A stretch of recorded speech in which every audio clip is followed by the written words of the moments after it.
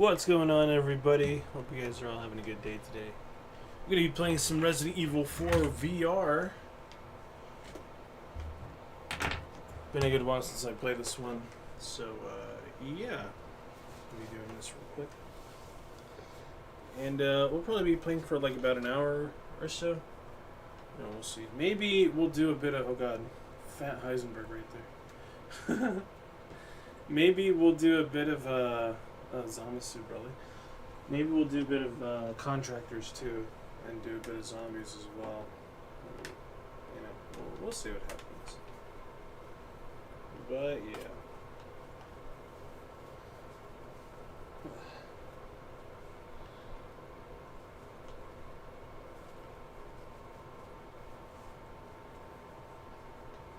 I just don't want this to be too tight on my face.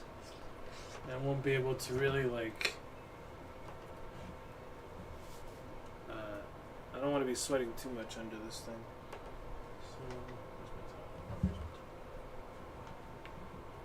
So yeah. That's going to be the plan for today. You know, we're going to be doing a little bit of this, a little bit of that. Okay. So this should be a good enough distance, I hope. Oh, it is really close.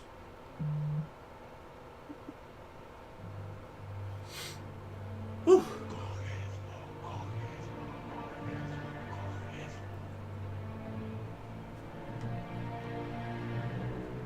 Garbage.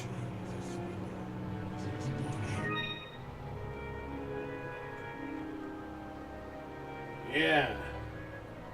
Oh, oops. Actually, continue to that. Just gotta text real quick. Sorry. Come on.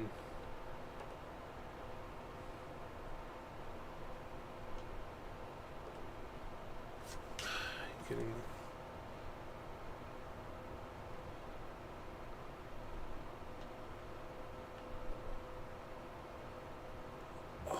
Oh yeah.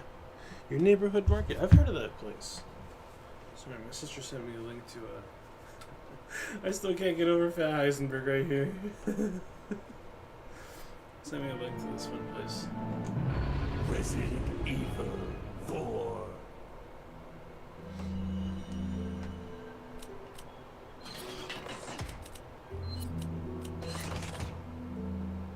Okay. So from what I can remember, hey there.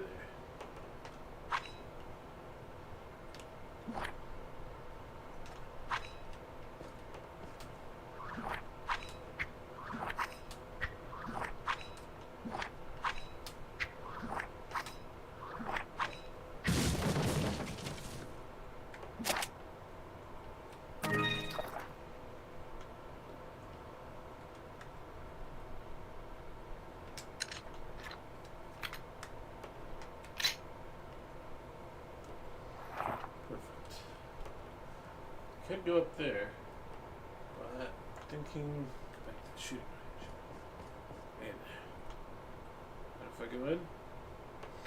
Thanks, buddy. It's been a good while since I've been to the shooting range. Welcome.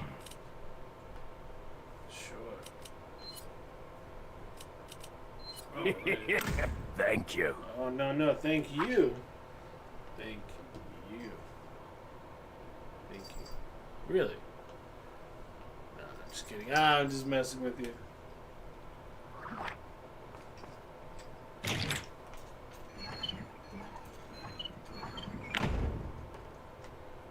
Hi, Snowball.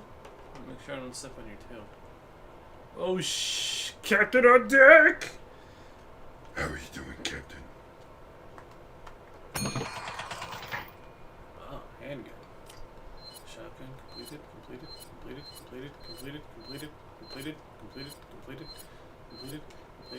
All of them are complete! Shit! I mean, shit! You know, I'll do the broken butterfly. I love this thing. So nice. Look at it.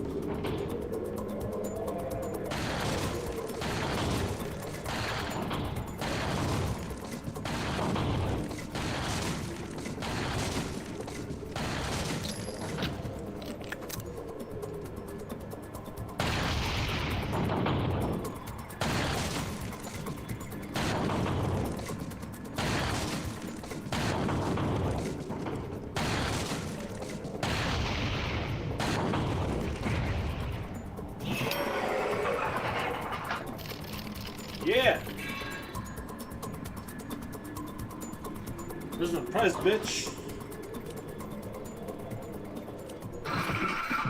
You know, I'll try it different. I can't believe I've already completed every single one of these. Then again, I'm not surprised. Now let's do the killer 7. Look at this. It's basically an M19 with a laser module up top.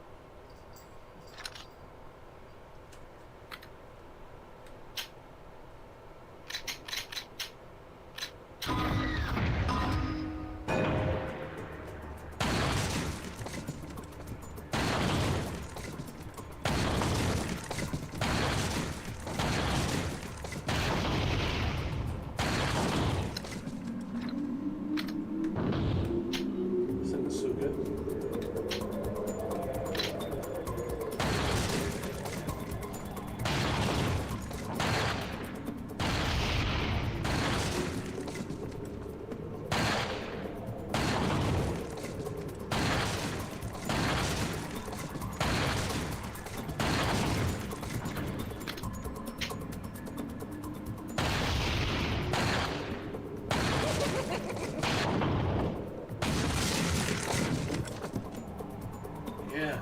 Oh. Fuck!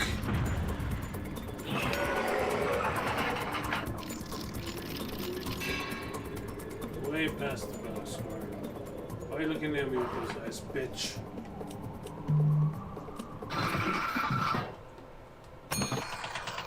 Let's try a different weapon this time.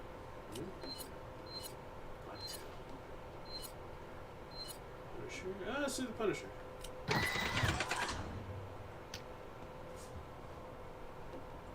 I like it. It looks so pretty. Anyway.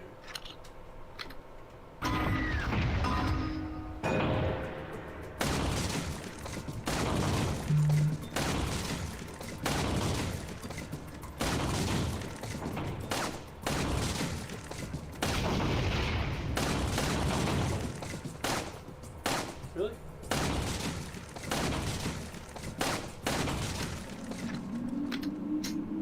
You have to use the, I'm trying to use the iron sights.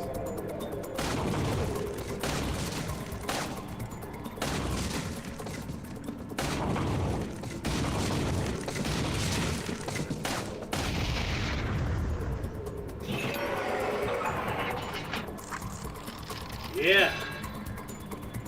Pretty cool.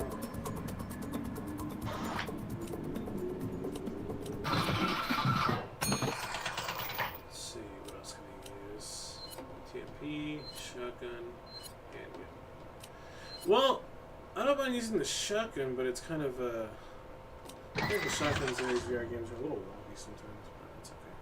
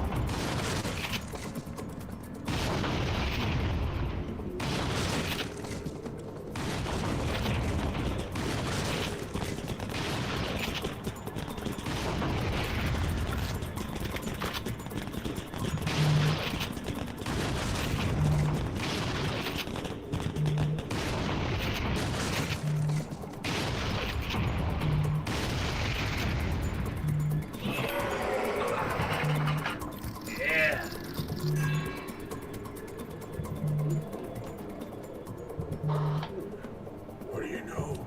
I beat my high score. Alright. Do they have... Oh, they do. I love using this thing.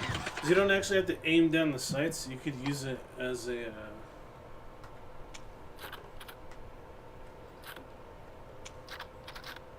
Yeah, you don't actually have to use this thing as a... As like a... You know... Look down the sight and everything and actually use it that way. You can actually aim down like this, and you'll see what I mean.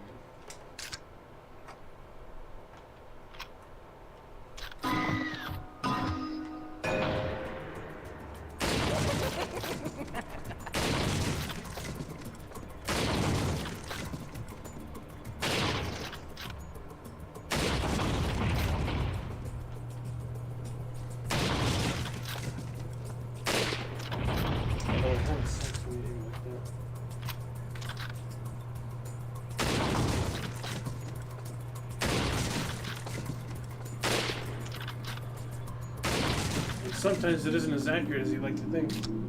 Sometimes.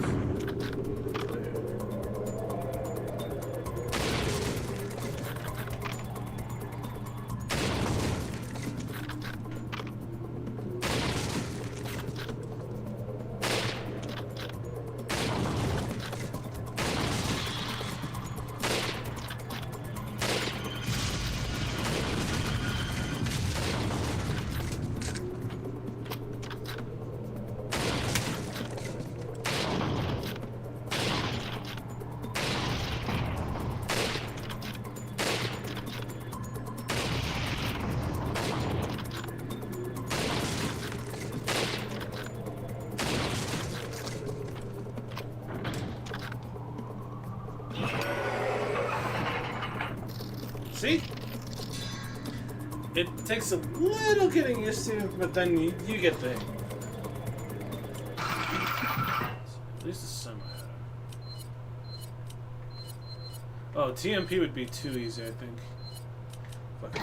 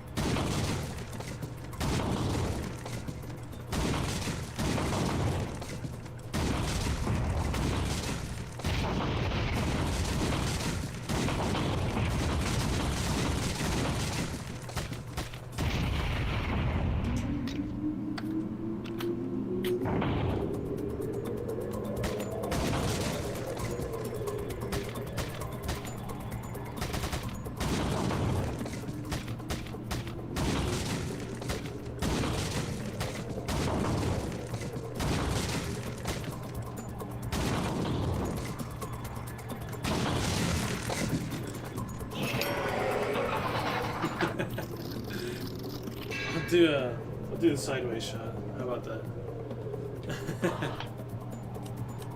We'll do the we'll do the black tail.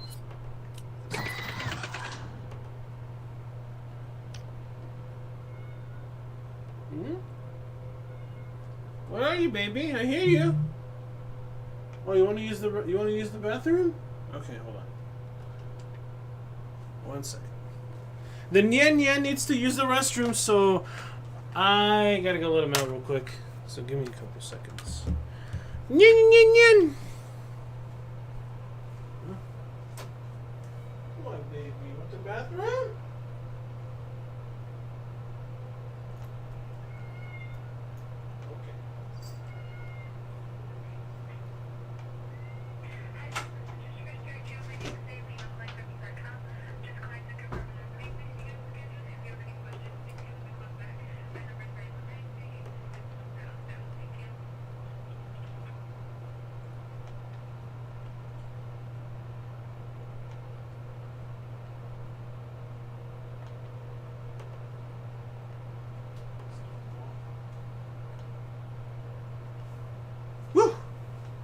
Thank you for the messages, Captain.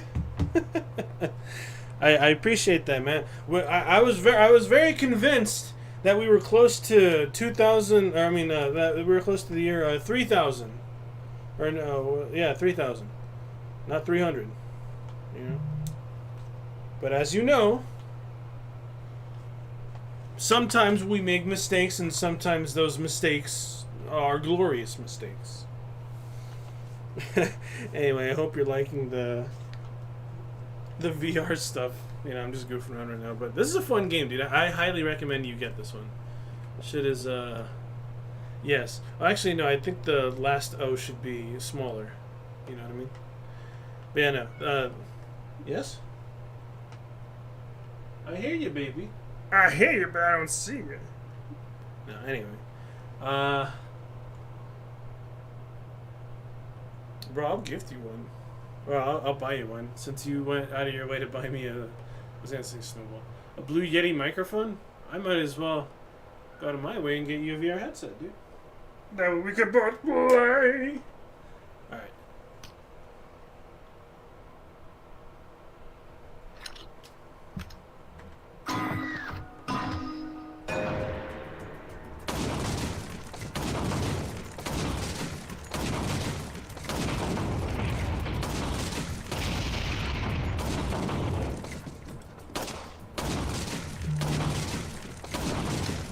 People say that you can't shoot well with this.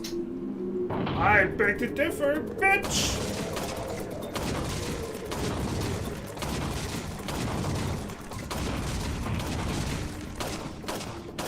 Okay, there we go.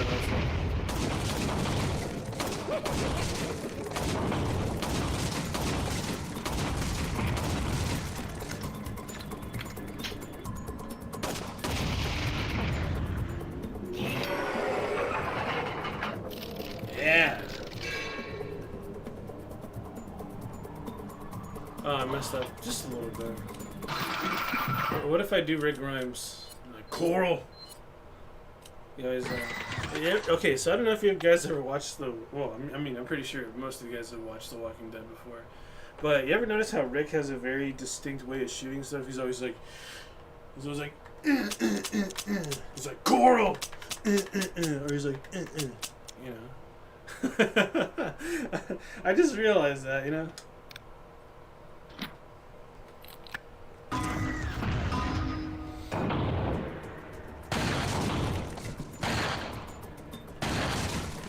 Stay away from my coral.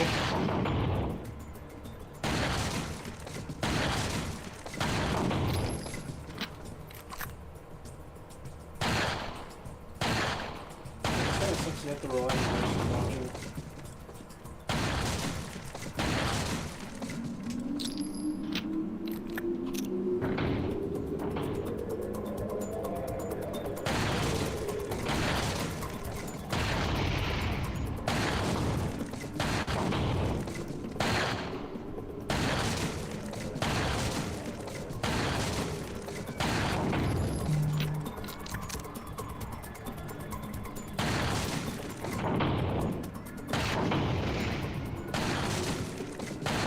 Overhead shooting shit, I would not recommend. Coral!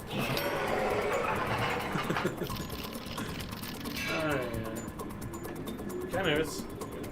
I don't know how he does that or why he does that, you know, especially with that kind of revolver that he has. It would just put such a strain on your arm.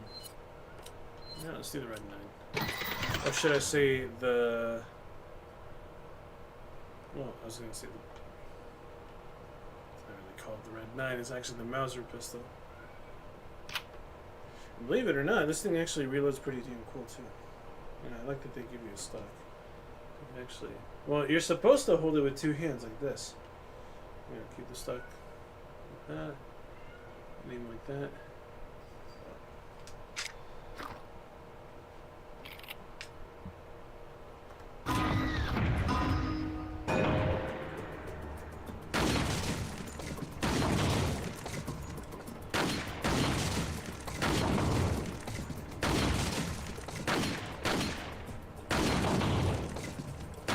Believe it or not, I'm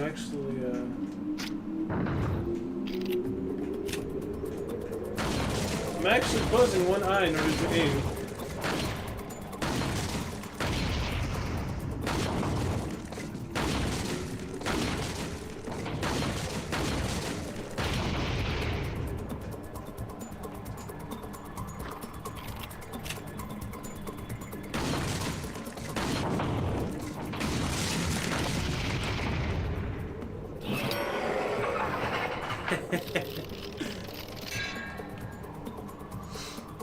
Although I will say, actually no, in this game it's not hard to aim down with the actual, you know, iron sights, but you do have to make sure that your laser module is, like, on your target, or else it's a no-go, my friend. I'll be seeing you soon, baby cakes. Let's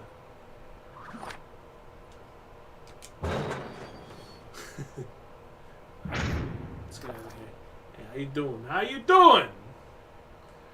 How are you doing? Look at that pretty little faith you got on there. What if I just cut your mask off? I'm just kidding. You got something for me? You got something for me? Do you? Do you? Do you? I'm just messing with you. Anyway, thank you for your business. Welcome. Whoa! Got some rare things on sale, stranger. How rare are we talking about here? Anyway. What are you buying?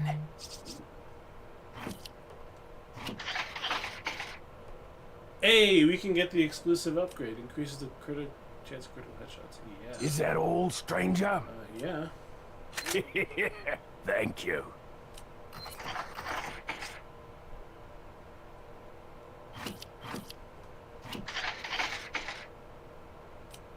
Increase the firepower beyond the weapon's threshold. I don't think I have enough. Yeah, no. That is way too much. That's too much for my blood, Jimbo.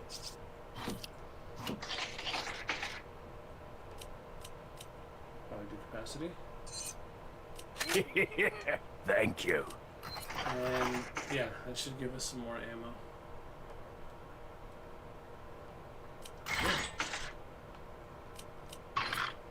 Come back anytime. You need to calm down, mister, before I poke out one of your little eyeballs and just... I don't think you'd like that very much now, would you? No! Alright, let's get out of here. Oh, you don't actually have to claim this thing. Okay.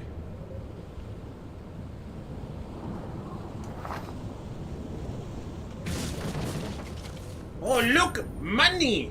Money! What is that? 100 pesetas. Oh yeah, of course they're using pesetas. What does that say?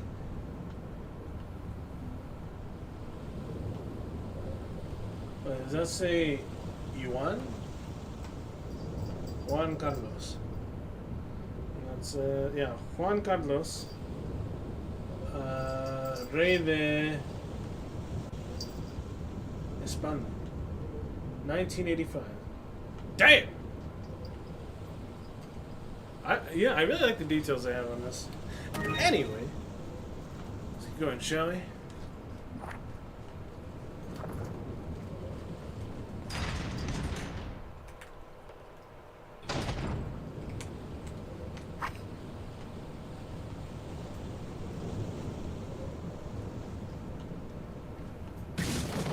Oh, look, the ab! Oh, yeah, delicious. Oh, that's some good stuff. Cool.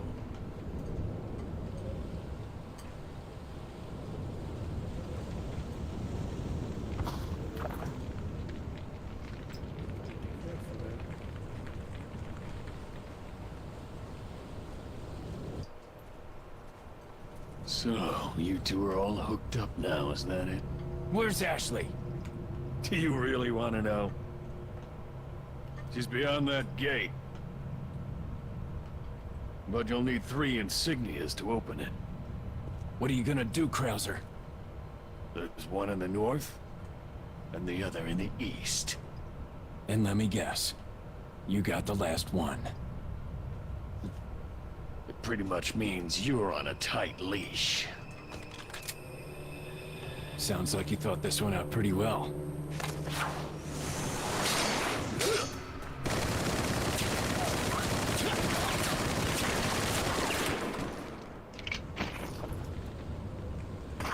Oh, shit.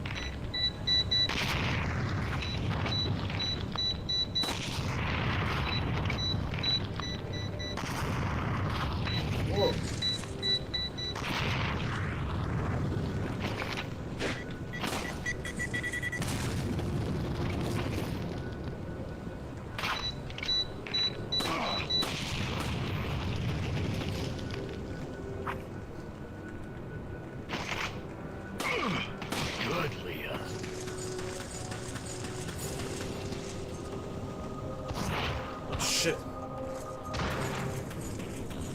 Stay away from me!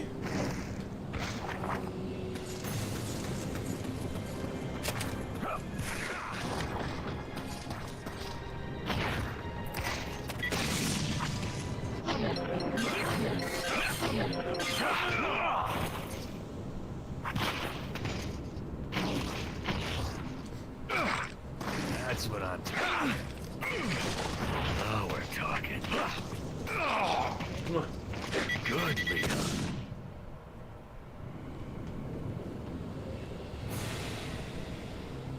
Where you at, Krauser? You bitch!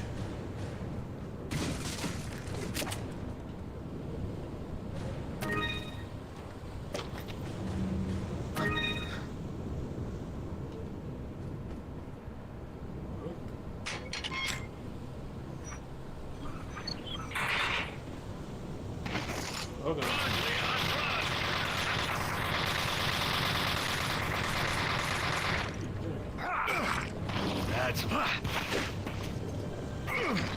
That's what I'm talking about.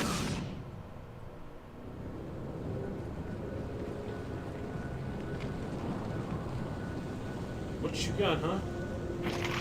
Oh god.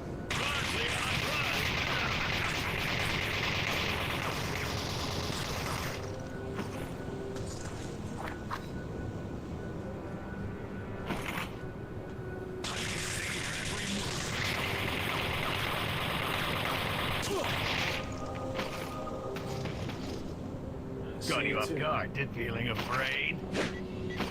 Oh god. Oh god. Good, Leon.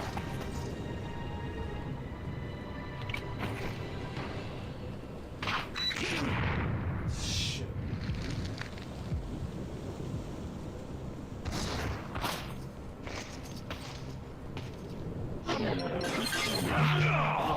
Guess I didn't have to do it though, man.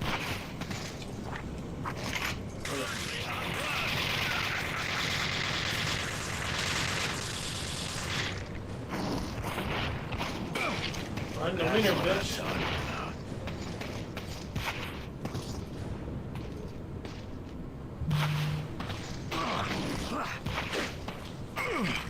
Now we're talking.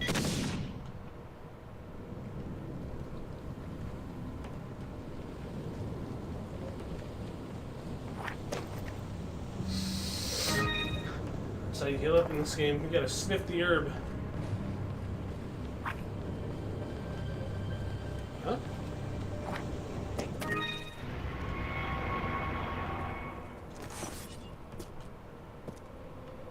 What do you intend to do restoring Umbrella? To bring order and balance to this insane world of ours. A psycho like you can't bring order or balance. You don't seriously think a conservative mind can chart a new course for the world, do you?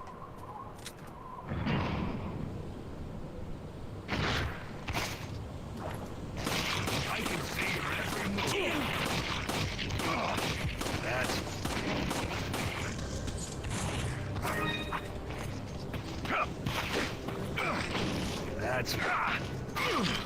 That's what I'm talking about.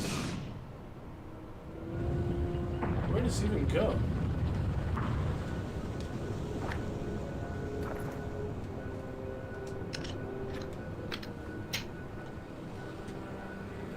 Shots.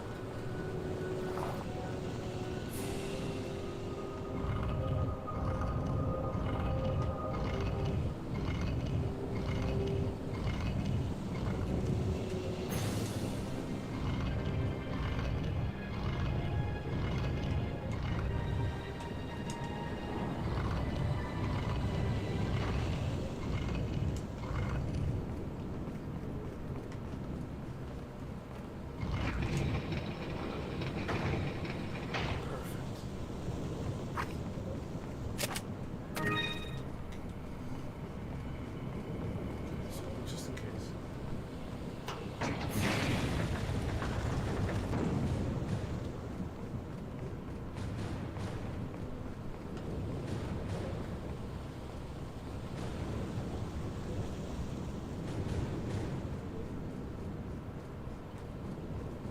Oh god.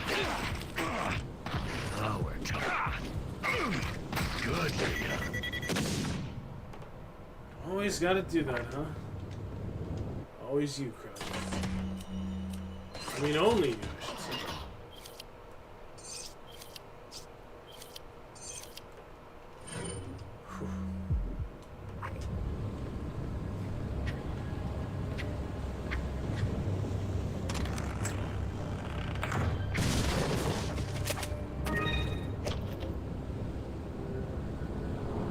Sinantropia. Oh god.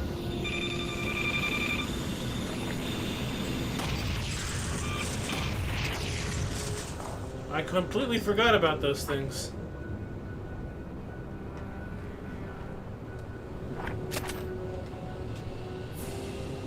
So, just in case. No way. So forward.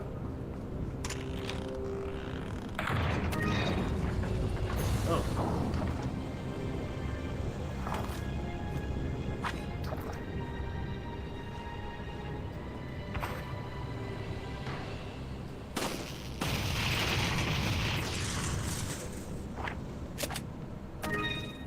I feel like I could use those, but I could sell them off or something.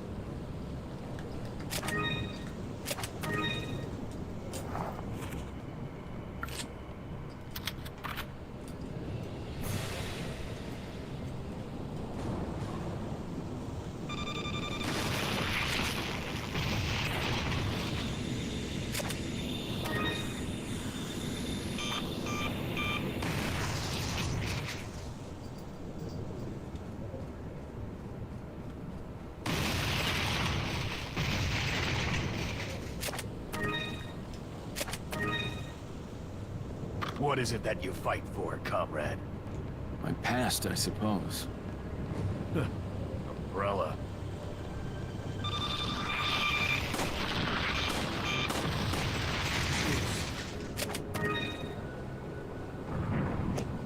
How do you know that I fought for him? Well, actually, no. Why would I fight for Umbrella? You gotta be fucked up. You thinking I'm fighting for them? You crazy, man. You straight up crazy.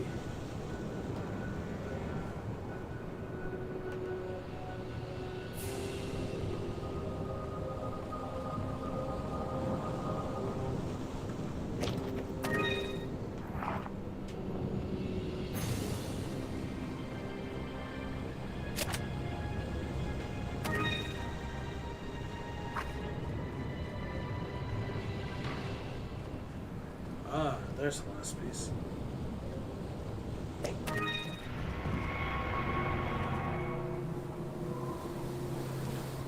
Two down, one more to go, Krauser. We'll see about that.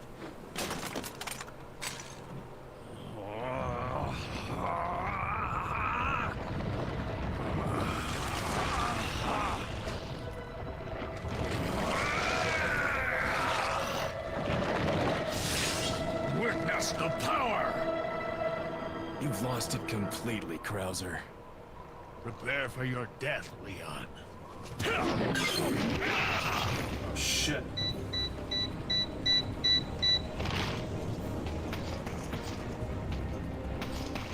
I wonder if I could do the same technique.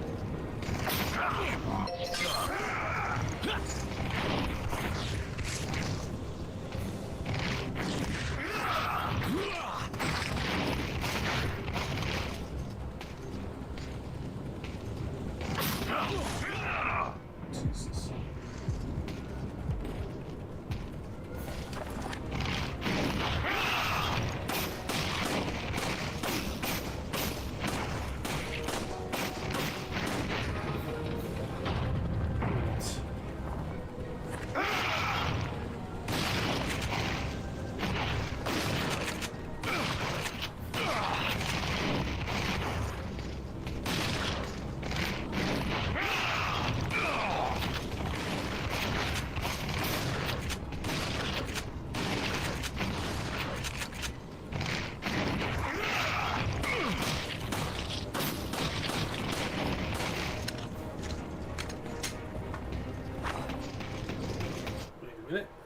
Hold on. Hold up. Wait a minute. Something ain't right.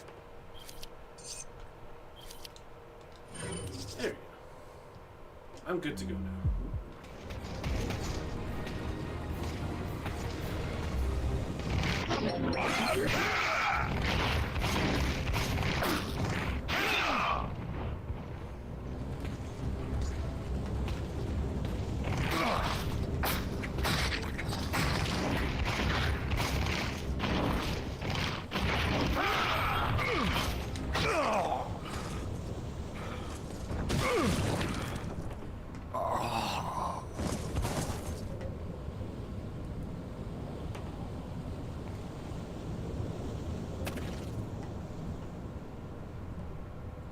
True that.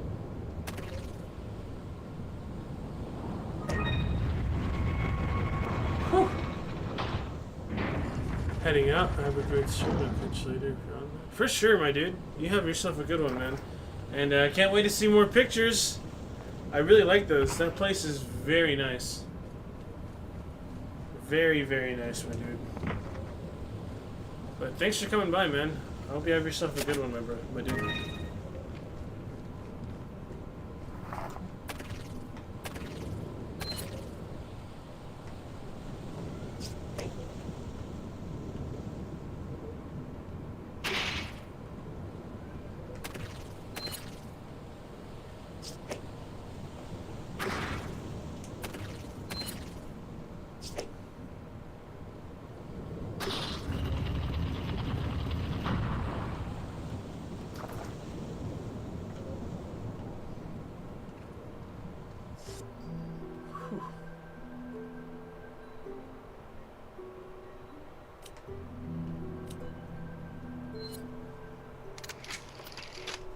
Not bad.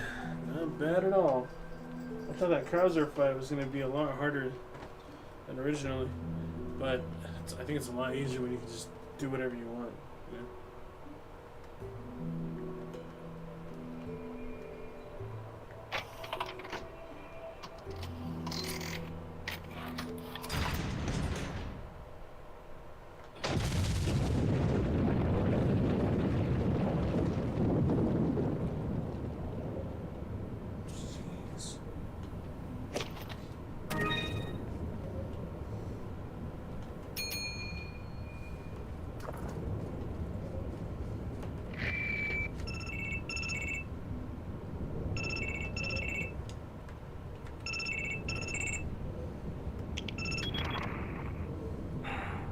So, it seems you killed Krauser too. How shall I return my appreciation? What are you talking about? I thought he was with you. What are you talking about? Did you really think I'd trust an American? To tell you the truth, I was contemplating how to get rid of him. But thanks to you, that's no longer necessary. You were just using him right from the start. Oh, I must hand it to you. You've demonstrated quite a bit of promise by killing Krauser. When your assimilation with Las Plagas is complete, I'll have you serve as my guard. Unfortunately, I'm gonna have to decline your generous offer. I have prior engagements. Enjoy your smart-mouthing while you can. Of course. See, this is why I like the OG Resident Evil 4. It's so good compared to the new one. And there's also a VR version of the new one too, but that's for. Persiga la presión de esa válvula.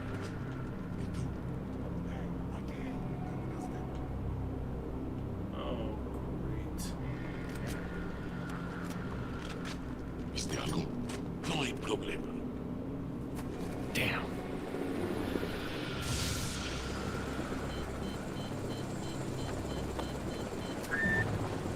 Hey, it's about time. Sorry, bad traffic. I'll cover you.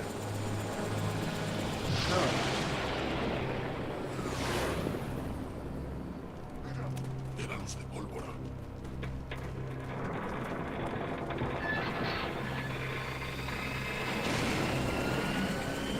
Listo.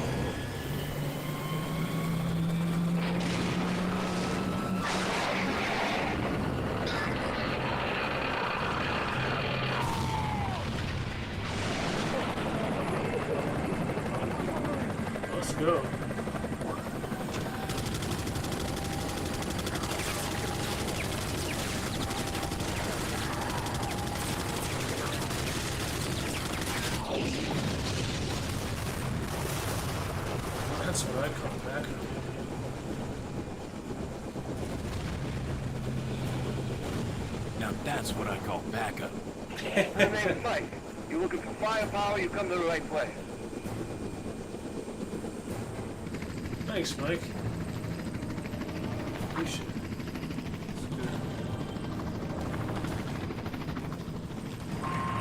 Let's do it. Oh shit.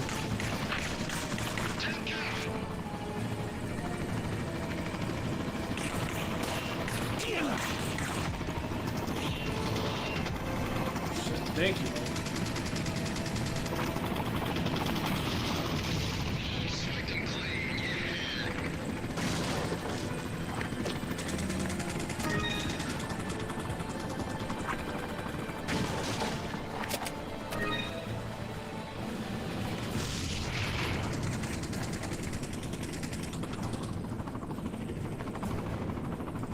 Oh, great.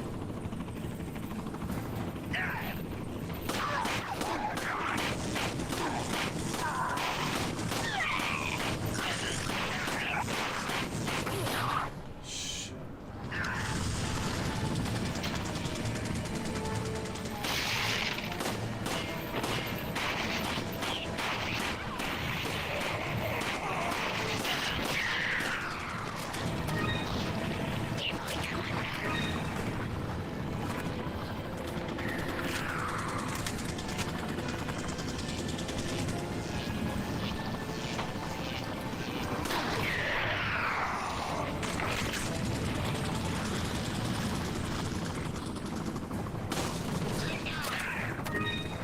Honestly, this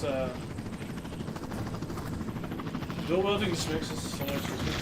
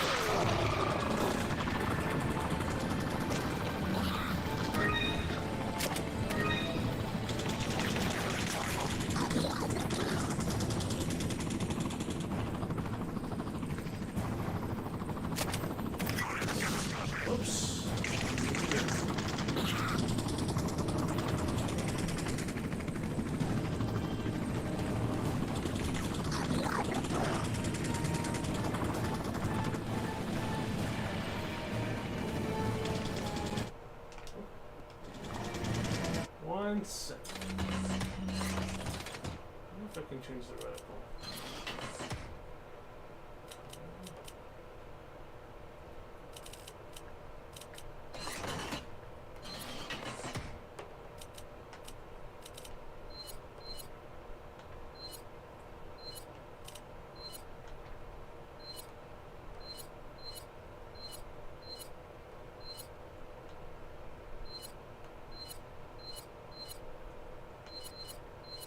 I'll keep the red reticle.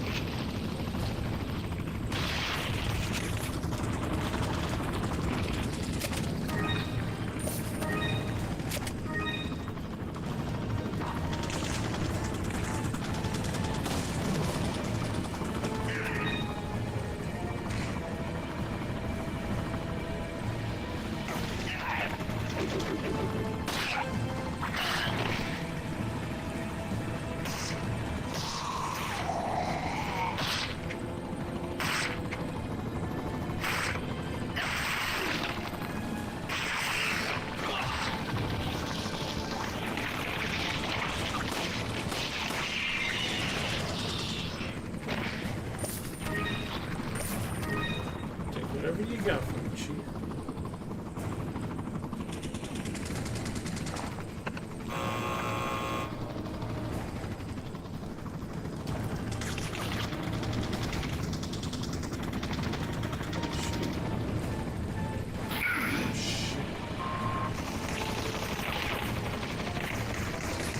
Mike, take care of this guy for me.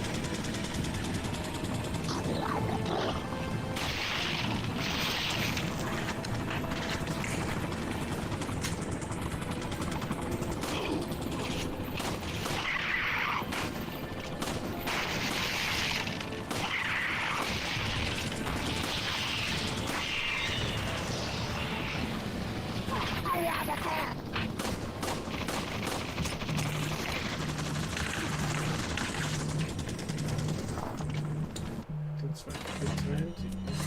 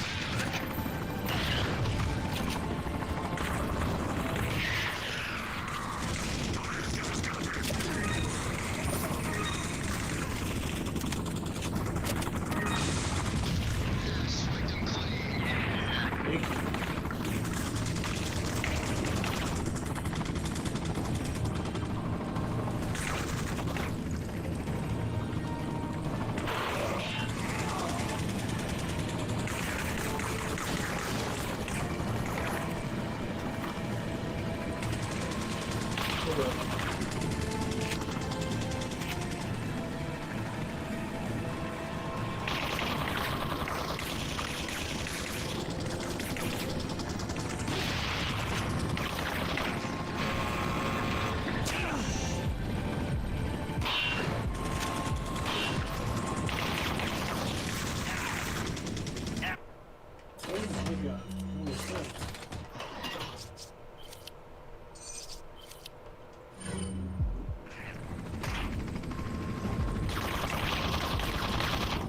How did he come back?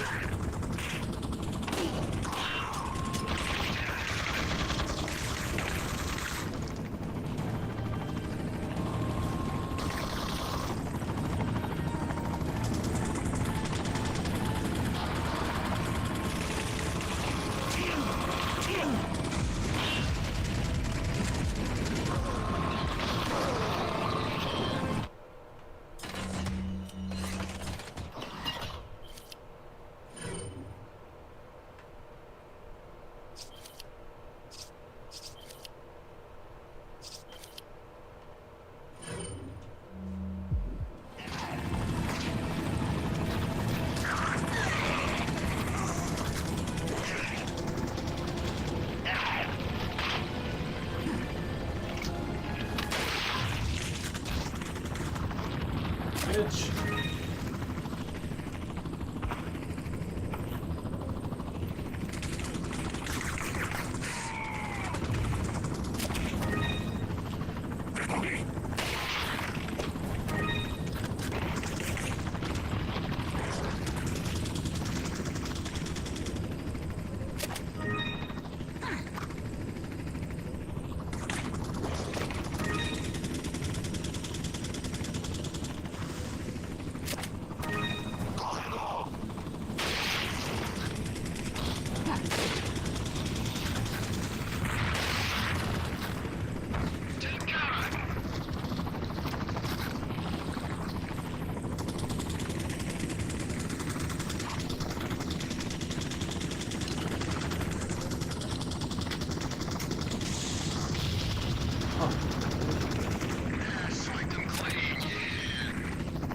Thank you.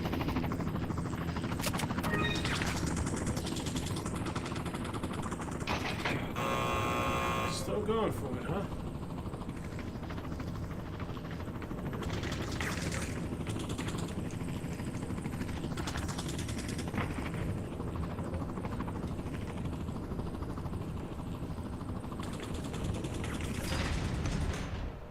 Cliffside Roads.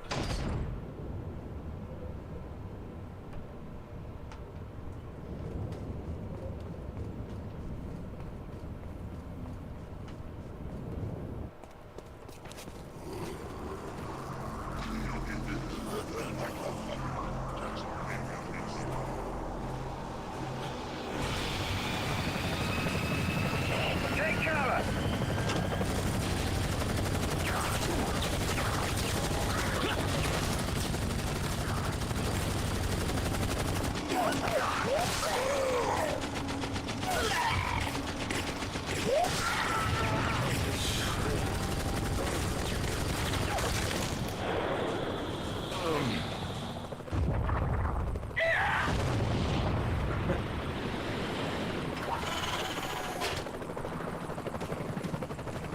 Thanks. When we get out of here, drinks are on me.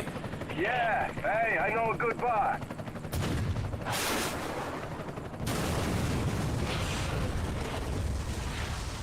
Mike!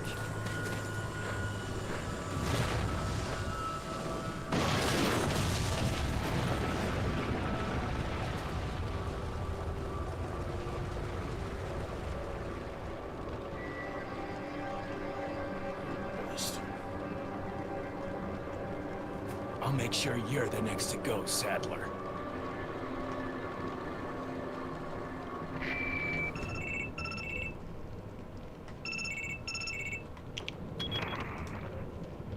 Ooh, I'm sorry, Leon.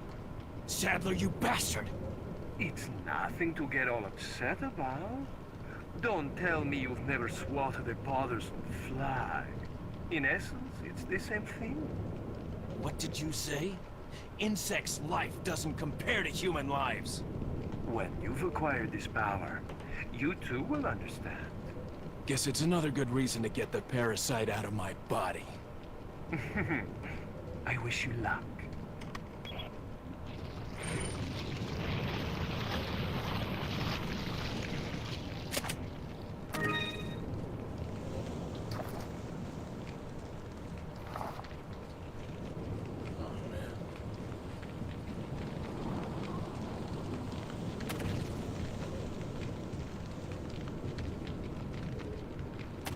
Don't worry, I will.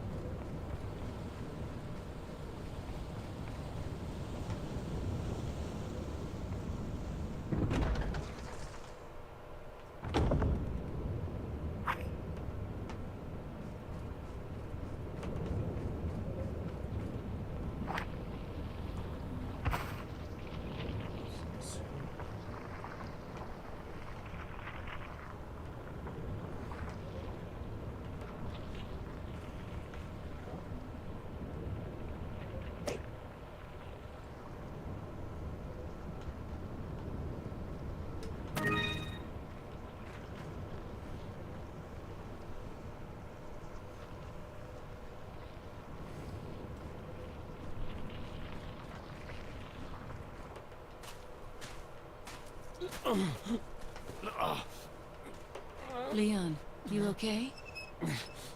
Yeah.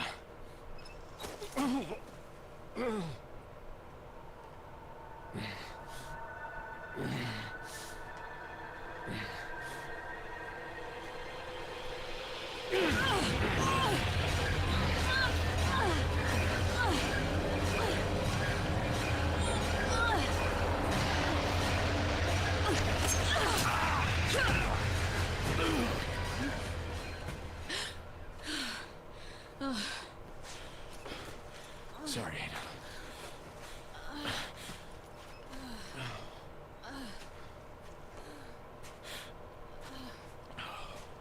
We have to get that parasite out of your body. Yeah. But before that, I gotta save Ashley. Fine. Let's split up.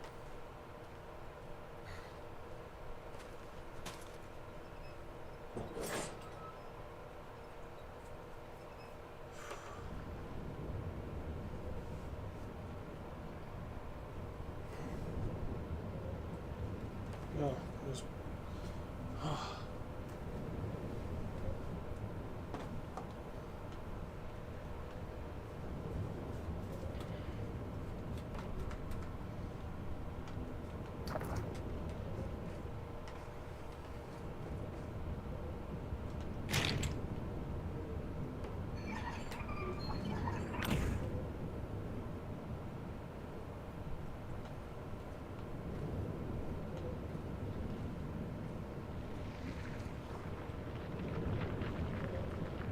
Attention.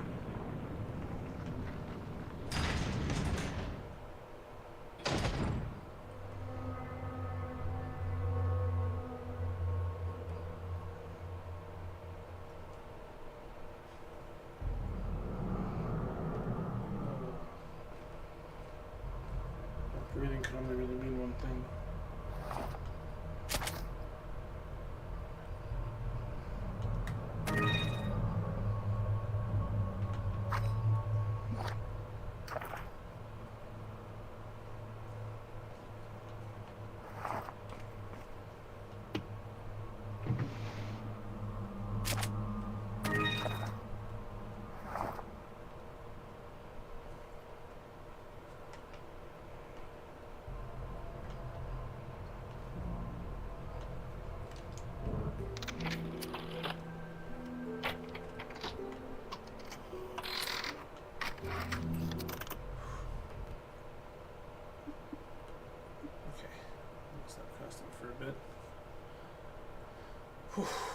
I'm gonna recharge my headset, and I'm gonna take a bit of a break.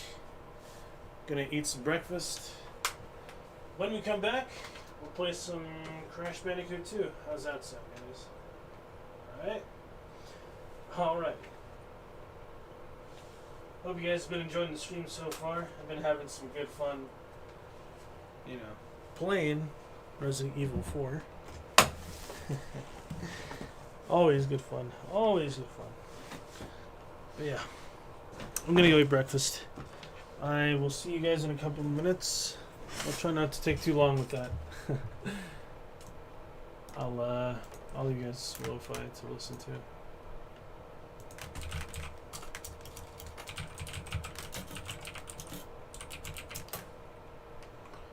Yeah.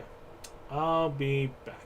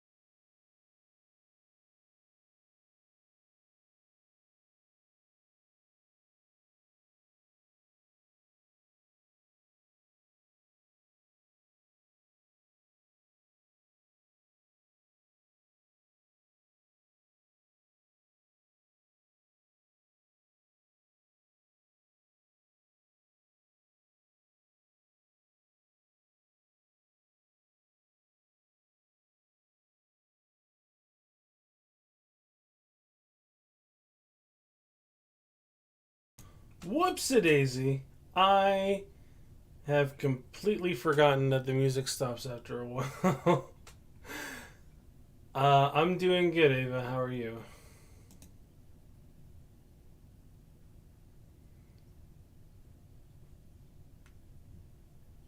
Oh, man. Yeah, I'm really sorry about that. I didn't mean to,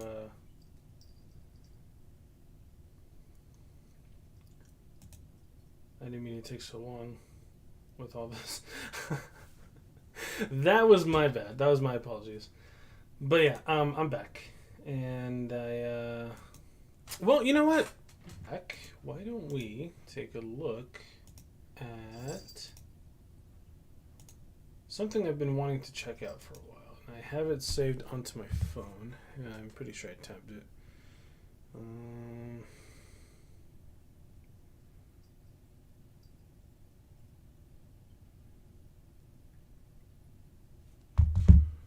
Let's see.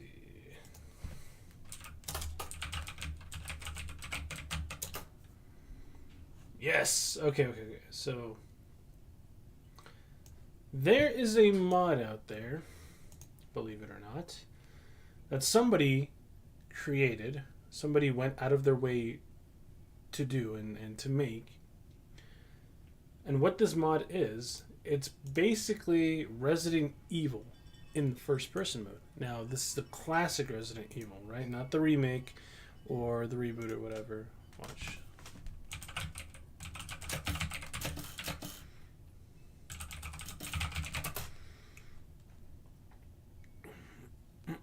But check this out. This looks crazy. Sick. Oh, Jesus. Woo. Oh.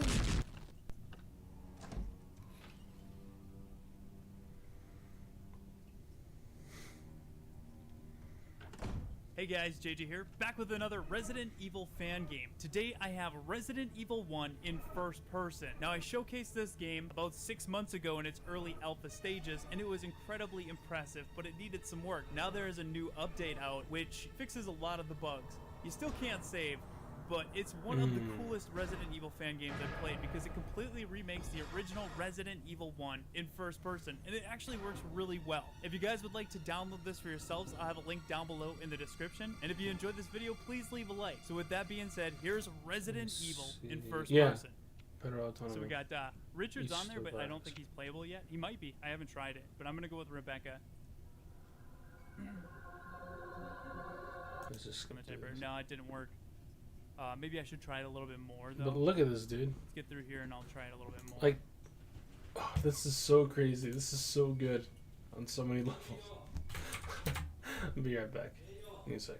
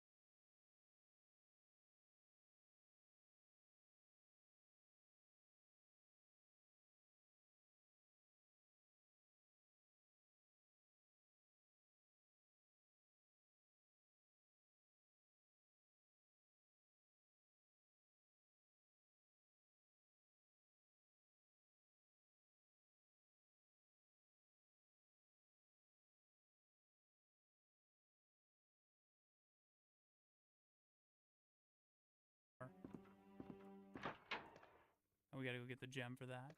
I just like seeing this, man. I'm sold on this build. Use a sword key. Oh, cool. So I don't have to go through the inventory or anything. Should be ammo in here. But it's very dark. Let me try to adjust my monitor real quick. Oh no, that won't adjust it. If you guys see something I can't, let me know. I know there's probably something here. I'm just playing in the dark, and we got the keeper here. I don't want to get too close to that. He's gonna come through.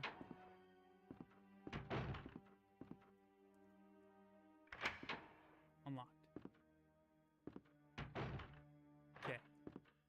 I heard something move.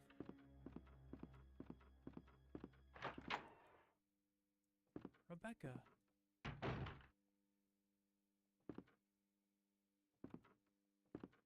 Cool.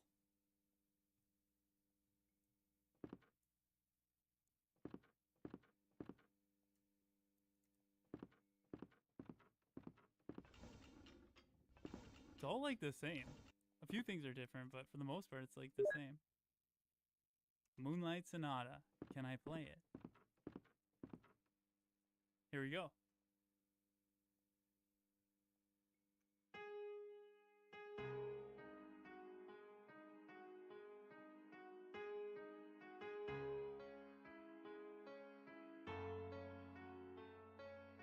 Oh, I can't tell you, Lucas. That's a secret.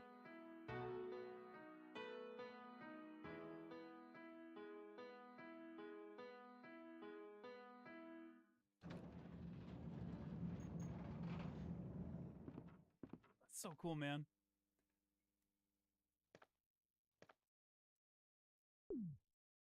But how do I use the other one? Oh god. It's not gonna close.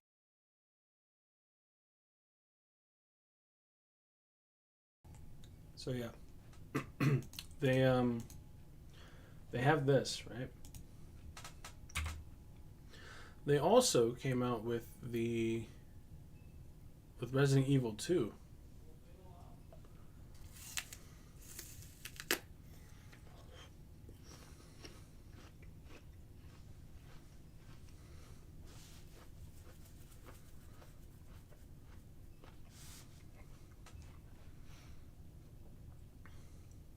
What's this? Oh god. I mean, like... Yeah, they also came out with Resident Evil 2, first person mod.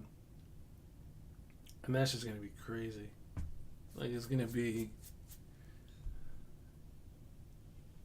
crazy when we actually get down to playing it. Let me ask you guys this, chat. Let's just say you blew $2,500 on people for Christmas last year. Would you want to do it again? Just ask yourself that question. Like, come on, man. Last year I was like, I don't want to go over 1,000. I ended up spending like over $2,500 for multiple people's gifts. Eminem, thank you for the 3 months in advance. Thank you so much. Like I said, I'm not doing that shit again this year. I just refuse. I've spent multiple 3 to 4 years on Christmas. I've pulled up with tons of shit for a house full of people, and I've got PSN cards in return. Nobody thought for a split second, you know what? He has everything. Let me try to get something unique. And I know Christmas to me is not about gifts and shit like that, but if you're going to try to get somebody something that has everything, then you really shouldn't. You know what I'm saying? Cyberman, you know you can get rid of your badge too. You can get rid of your founder's badge if you want to show your gym.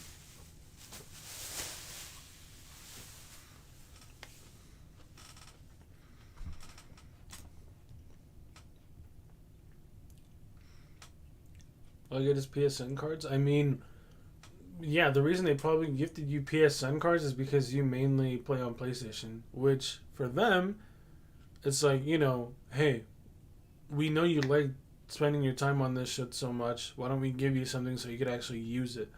But the fact that people even considered gifting you anything, and they even went out of their way to be like, you know, what's something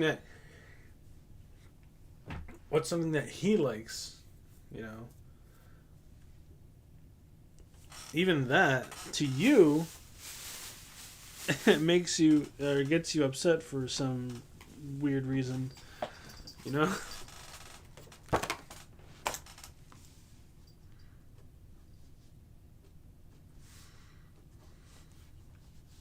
One sec.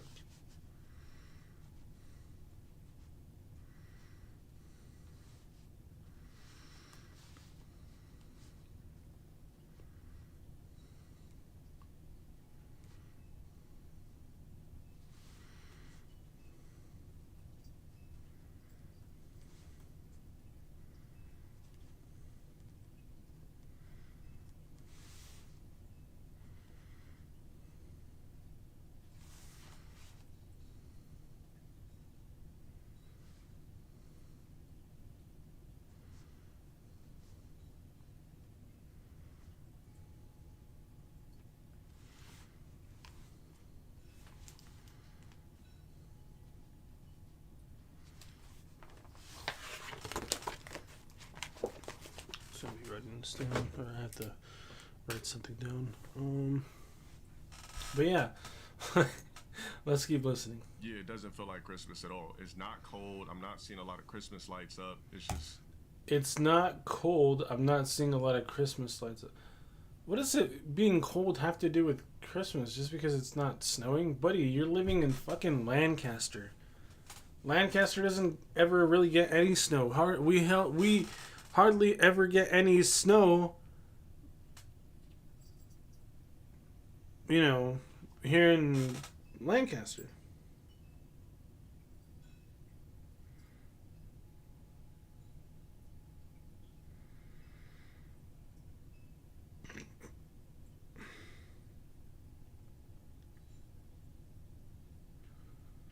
So, I mean, unless you're expecting it to be like that one,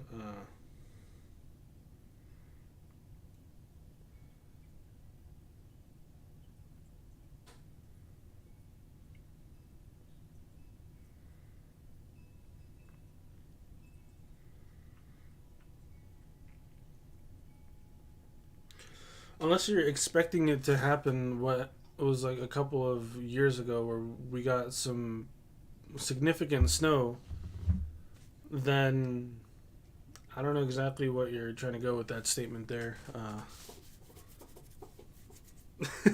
But yeah, one sec. I just need to grab my guitar. I want to mess around with the guitar for a little bit.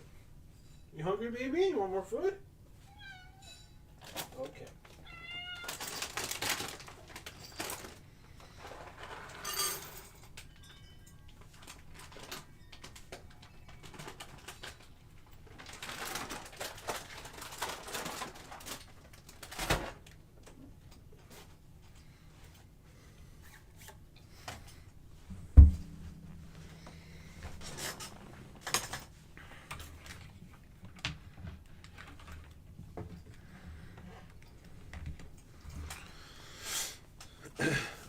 Again, apologies for the squeaky chair.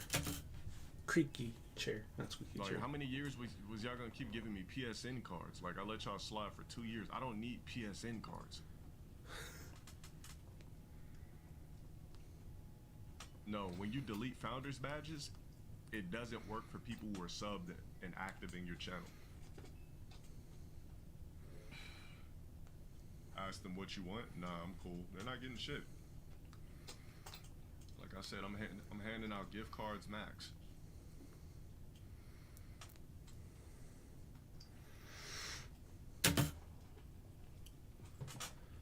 So what exactly were you expecting then? Because I'm very confused. You say, why did they give me PSN cards? Well, because you primarily play on your PlayStation. You're mainly doing that kind of shit. Right?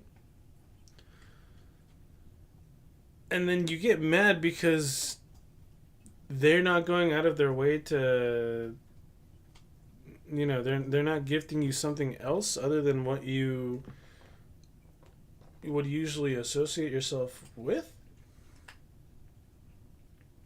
What Because, or I mean, sorry, you usually associate yourself with, I should say, right? And then you get mad about that. But when people ask you, okay, so then why don't you just, why don't you tell them what you want? Or ask them what you want? Because then you get upset about that. So it's like, what? People are just supposed to fucking guess at what it is that you want? If nobody can guess what it is that you want, then they might as well just give you, like, I don't know, $20 or something. And then, but even then, people do that, you're going to start bitching. Oh my god, man, what is it, $20? What the fuck am I going to do with $20? Oh, I don't know, bitch. Save it up. Put it towards something. Be smart about it. I mean, come on. You can't be this much of a fucking idiot, right? But then again, I'm probably I'm probably being a bit too generous right now with you. Anyway. That's it. The older you get, the more Christmas fades away. I suppose. I'm not showing up, period.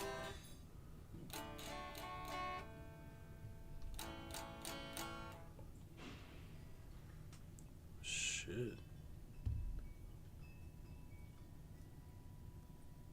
When I say I don't want to do Christmas this year, I don't want to do it. I'm not gonna. You don't have to, bitch. Nobody's forcing you to. Just because you think that you're gonna give that, just because you think that gifting things to people makes it to where they should like you, nah. If you're gifting something to someone, you should do it because you want to, not because you feel like you're gonna get something in return. See, that's the other thing too, is that this dude's way of thinking is just completely fucked. This dude's a retard.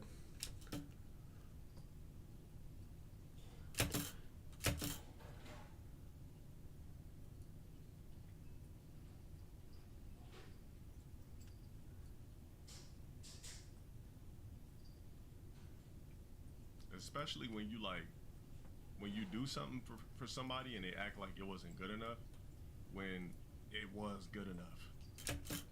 What do you mean? But they still want more. I'm like, all right, bet. How about no? How about nothing now? Because one thing about me, I'm an excellent gift giver. Like, I know what everybody likes, what everybody wants. I know shit you want that you don't even know you want for yourself. I find that hard to believe. I know the shit that you want. Wait, what? He likes what everybody wants. I know shit you want that you don't even know you want for yourself. That doesn't make any sense. How do you know what somebody wants when they don't know what they want for themselves? That doesn't make any sense at all. Like, No, I don't.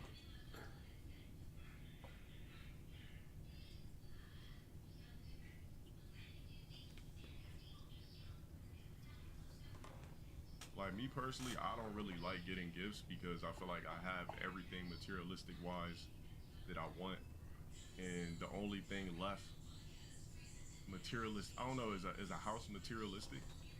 Nobody could buy me that, so you can't buy me anything for Christmas. If you do, you got to be real unique with your shit because you can't buy me anything.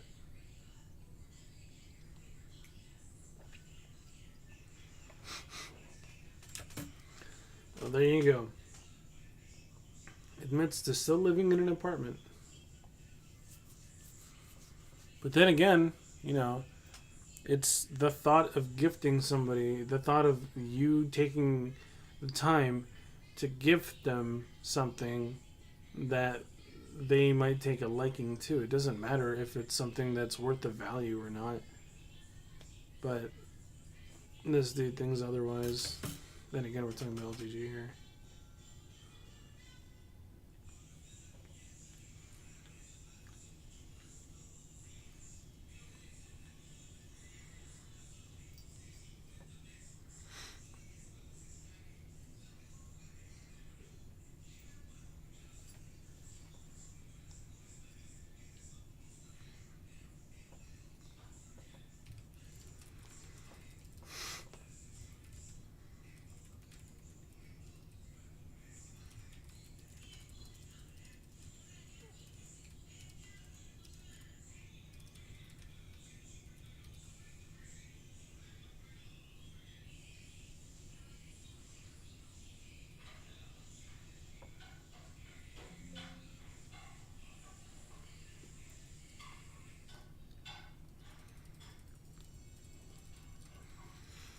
See, and like I'm agreeing with the Very- chat for a bit in some cases because, I mean, they're not wrong in some aspects. Family members only care about how pricey something is. In other aspects, family members don't give a shit about that. They actually just care about the fact that you went out of your way to get them something, right? And it doesn't have to have much value to it.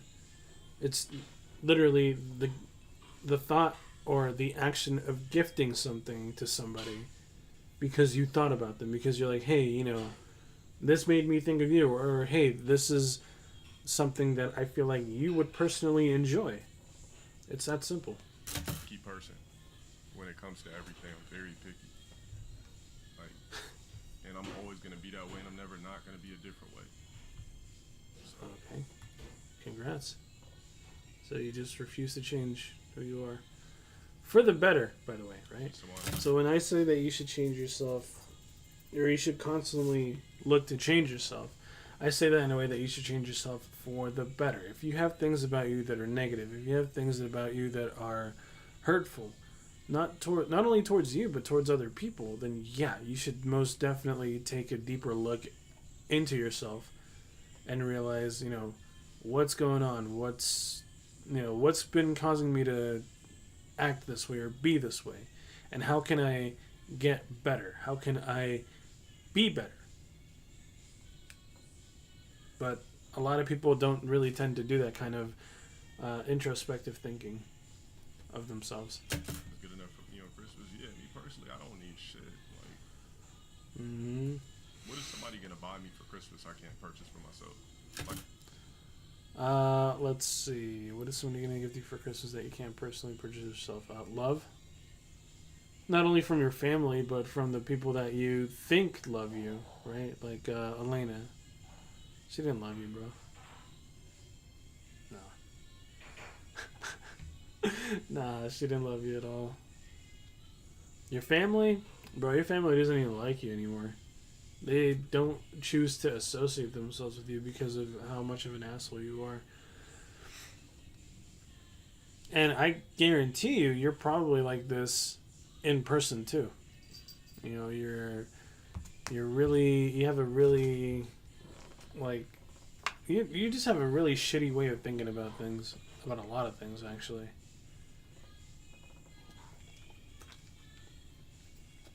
And it's like, you can talk all the shit that you want.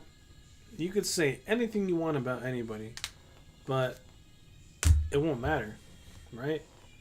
You could talk shit on people's appearances. You could talk shit on people's prowess in fighting games. Like, that really matters at all to begin with.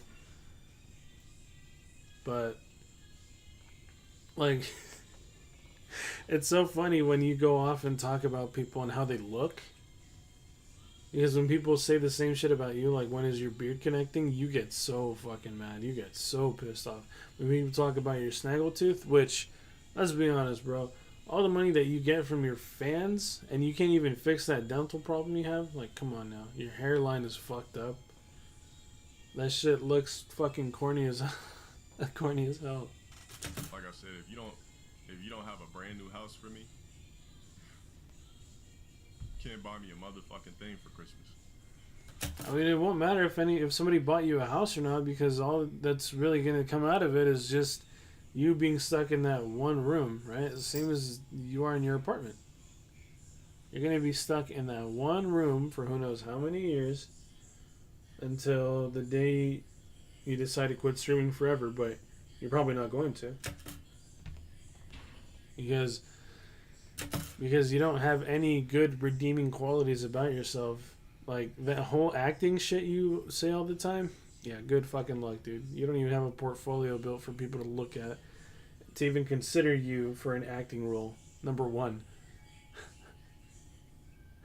Number two, people could just easily look up your name online and they could see what kind of individual you are. And you think that anybody wants to work with that kind of person? Especially when it comes to the entertainment industry? Nah. I mean, you might be able to get a role as a clown. Sure. You could pass off as a clown pretty fucking easy.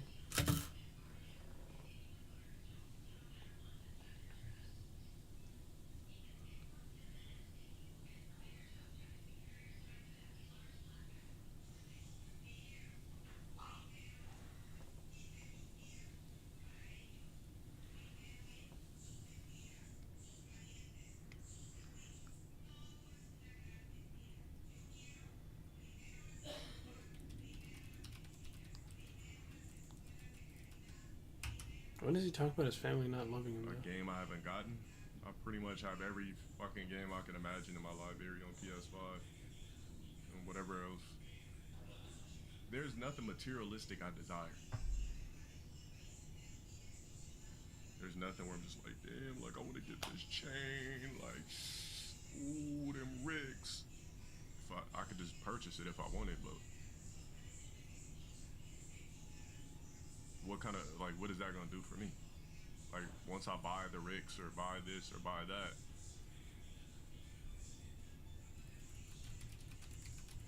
and to me that's not even something to get a high off of. You just buying a pair of shoes. And J's don't mean shit to me. I wear Jordans in the gym to work out in. I don't give a fuck about those. There's not one sentimental connection I have to a pair of Jordans. Not one. I will wear any and every last pair of J's. I don't care what type of exclusivity bullshit it is. I'll wear any Jordan in the gym because I don't care. I'm not some basic ass nigga, some rog that's like obsessed with J's and shit. The swaggiest J's anyway are collabs. The Travis Scott collabs. Those are like my favorite style of shoes. Any Travis Scott collab. Outside of that, nigga, I'll wear any. I wore some cool gray 11 lows in the gym today.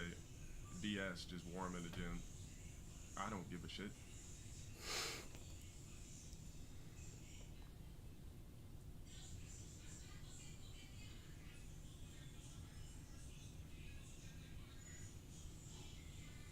Oh, I got a phone call I gotta make real quick. What's the green fours that just dropped? 2? What's that shit say? 2 super duper. Thank you for the prime. I bought 3 pairs of Vans. I'll never buy another pair of Vans in my life again. I bought a pair of all red, well not all red, but red, white bottom, just the classic shit. Red, white bottom gym kick. Blue, white bottom gym kick. Standard black, white bottom gym kick. Vans are so fucking cheap. Bro, if you drive one time in a pair of Vans, they're fucked.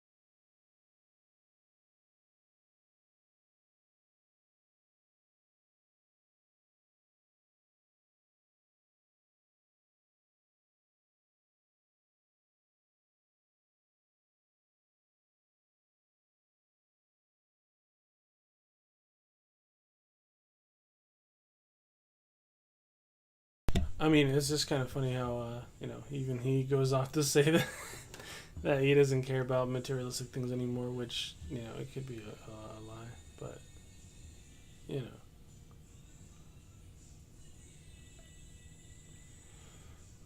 oh, great, now I'm going to be recommended a bunch of LTG shit, I guess.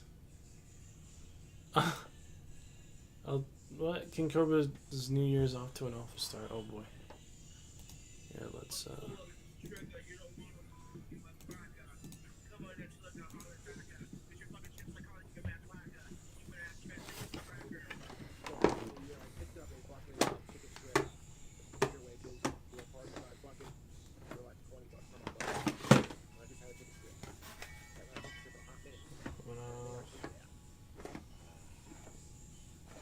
let's sell this one off. Okay,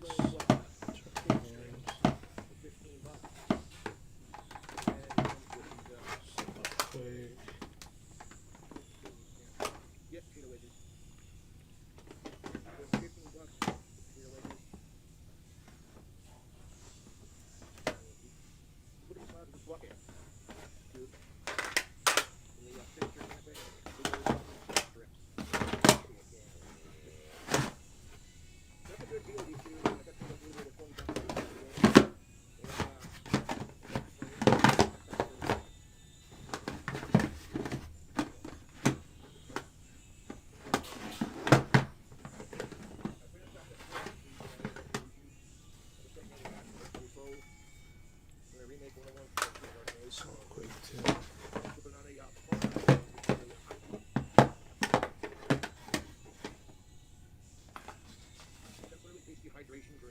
Can't believe I still have freaking Utopia roots on me. Of course,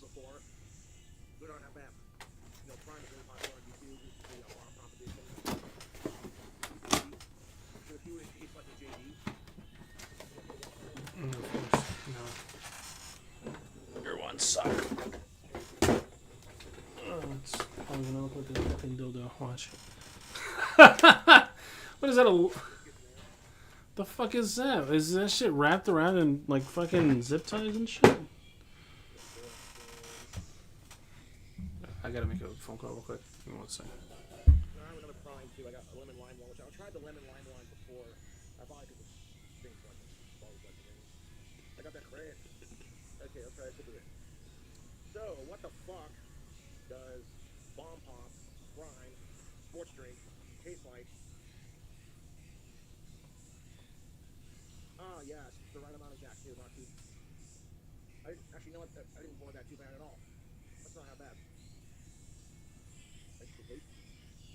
Definitely the perfect amount of Jack for me. It's not too stiff, it's not too white. It's right there at that sweet spot. You sip on it and not go. No. Yeah, hydration. We're like 8 hours away from the ball dropping here in Casper. With all my fellow Casper citizens and Wyoming Knights, Happy New Year. To my friends, my fans, my family, my neighbors, cheers, Happy New Year. Stay safe out there, don't do anything stupid. 1 second. I missed the ball drop because last night I made a video of me doing some wicked awesome vocal covers and well, I didn't want to get a copyright strike, so I ended up deleting the video. Passed out about 9:30, and then I woke up this morning. I'm like, wait a minute, check this out. We got some of this here prime lemon lime. Let's give it a go.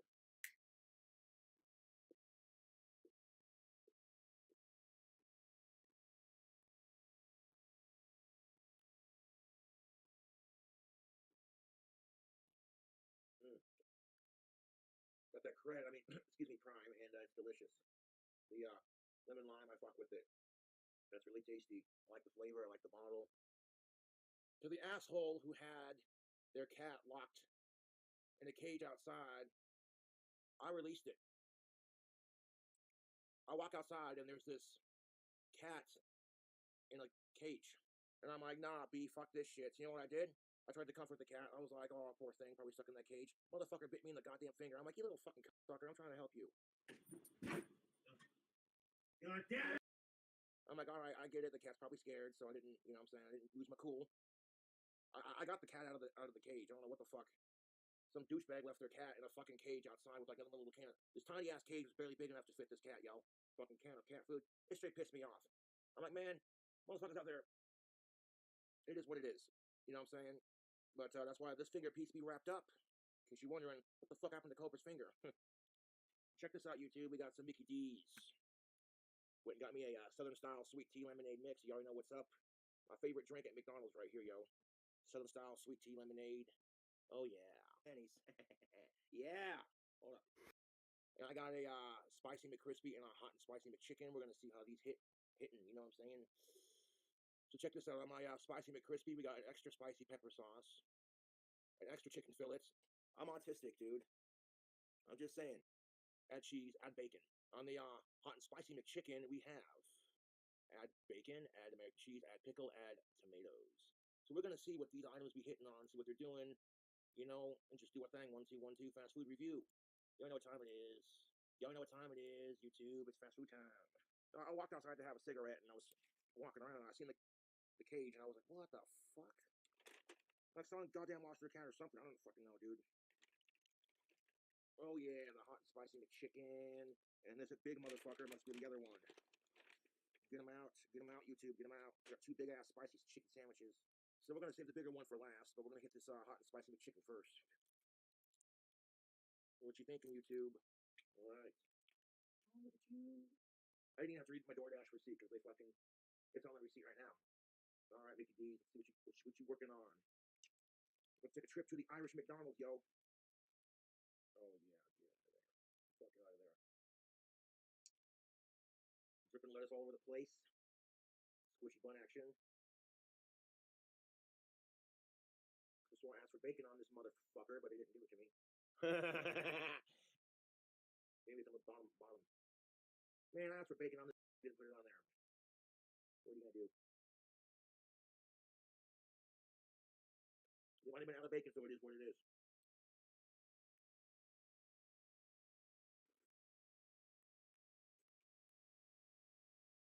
He gave me everything else I asked for on the sandwich.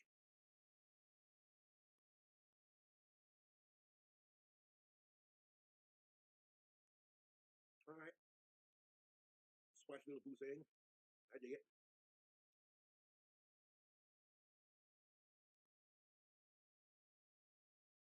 Broke out the dough, son. All right. That's got a little heat to it. It's not stupid hot, but it's got a little to it. You know what I'm saying? You know what I'm saying? You lost a couple points for not putting the bacon on there, but I digress. Maybe they were just in a rush. Maybe they're out of bacon, you know. Now we're going to go for the other one. This is the spicy McCrispy. So maybe they put bacon on this one. We'll see, huh? Oh, look at that. Double the chicken, motherfuckers. Extra spicy sauce. Okay. You put bacon on this one. I see that bacon right there looking extra delicious. All right. I might have asked for vegetables on this one too, but they didn't put it on there, so it is what it is. It is what it is. Or, no, I don't think I did actually, never mind. But here's the thing of it. Let's pick that son of a right now. Ooh, yeah, get over here. Check it out. Oh, look at all that sauce and that cheese and the double chicken. Yes, please. Ba-da-ba-ba, not a sponsor. Ooh. Woo! Woo! This one definitely spicier than the last one. It could be because of the extra sauce. But who knows? Oh, yeah, that sauce you'd be putting on there, definitely giving it a nice spicy kick for your taste buds. All right? I'm going to save that for later. I'm going to eat it later. 1 second. Ooh, man, that chicken got a kick to it, you two. That pepper sauce they put on their spicy on that second one, excuse me. That's got the right amount of heat to it, man. That's nice and spicy. Wipe off the mouthpiece. Overall, my experience wasn't half bad. All right, I'll give him a 3 out of 4 because he good. But I did order bacon on that first sandwich. Did not receive it. It is what it is. But they put bacon on the second one, so we're all good. Get that Southern style sweet tea lemonade mixture going. I was gonna say the goddamn lid doesn't want to puncture. Hold up. Oh yeah, that is refreshing.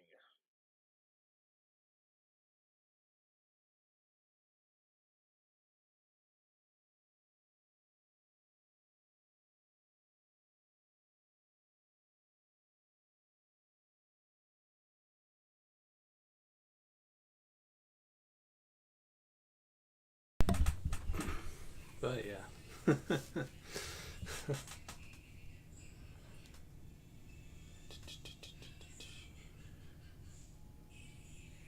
Oh man.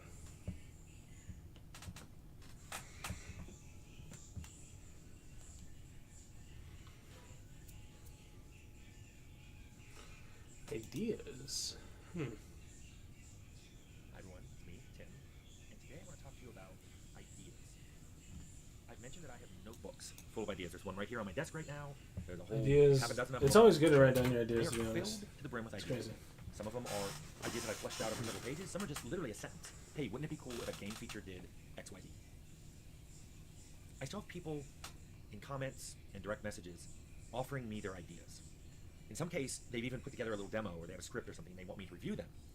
And I'm always turning it down, and I will tell you why. It's a dangerous thing to do. Most companies have a rule that they're not allowed to have anyone at the company look at unsolicited submissions. Movie companies don't look at scripts. Game companies don't look at, development ideas or demos or anything, because they might already have something in the works that's similar, and then they might be opening themselves up to a lawsuit that they've stolen someone's idea. Now, and I've told you how many books I've got that are page after page after page of idea. I guarantee if 100 of you sent me a game idea, I'd probably match up on at least one of you, and probably a lot more than one. So it's super dangerous to look at someone's idea. But I want to kind of talk about more than that. I want to talk about more than me not looking at them. First of all, let me state this just outright. I think it's very sweet that people are sending me things, and I know you would love me to look at it.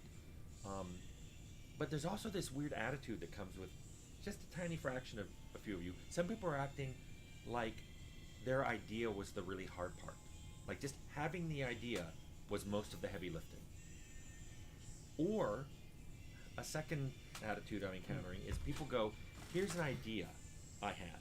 You should be really grateful I'm allowing you to hear it. As if I should be thanking them for allowing me to see their idea. What? Whoa. Let me just say that, like, over the years, I could go to lunch with other game developers, and then that hour, I would hear a dozen good ideas. Mm-hmm. They would start talking about the games we're making, and other games and games they've played, and then game ideas they've had on their own. And ideas are not the hard part. And I've said this before, so I'm going to say it really loud and clear right now. Ideas are a dime a dozen. Ideas are the easy part. Ideas on their own are so cheap that they are nearly worthless. Worthless. I feel bad saying it that way because I know some people are going to get really irate that I'm saying this, or their feelings are going to get hurt. But I feel like some people aren't hearing this. And I've tried to be really circumspect about it, but I feel like it's just not coming through. So again, ideas are nearly worthless. So let me tell you a quick story about a dog I had. And I've shown a picture of him before. It's the dog I had during Troika and at Carbine. His name was Cooter. He came from a no-kill shelter. He'd been there for 6 months, and he'd been on the street for 6 months. He was a German Shepherd. He was very smart, but he was very sensitive. And I learned very quickly when I was trying to train him that he already was well-trained. He knew a lot of stuff. And he was very easy to train, so I could be very gentle with him. But when we were on walks, it's sometimes like he wouldn't listen to me. I'd tell him to stop, and he'd keep going. I'd tell him to sit, and he wouldn't. So I'd have to, I almost said bark. I'd have to yell the command to him. And then he would duck his head and be like, and that's when I realized he was also very sensitive. So if I ever raised my voice to him, if I ever got angry, he would get very, very upset. He would very upset. He would hang his head. He would mope. He would walk really quietly around the office or back at the house because he knew he had upset me. But what had happened was I told him to do something and he didn't listen. He didn't do it. So I had to yell at him, and then suddenly he's like, oh my God, you're yelling at me. There are people that I've worked with who are like this. They give you an idea, and you respond like, well, that's a really good idea, but we don't have room for it in this game. And then they suddenly we think don't they have don't time to add anymore. anything more. Or they take it in such a really good idea, but it doesn't fit with this game because of XYZ. Why don't you hold on to it, and maybe we'll try to do it in another game. They take it to heart. These gentle remarks go completely unheeded. Mm-hmm. And the next day, they're asking about their idea again.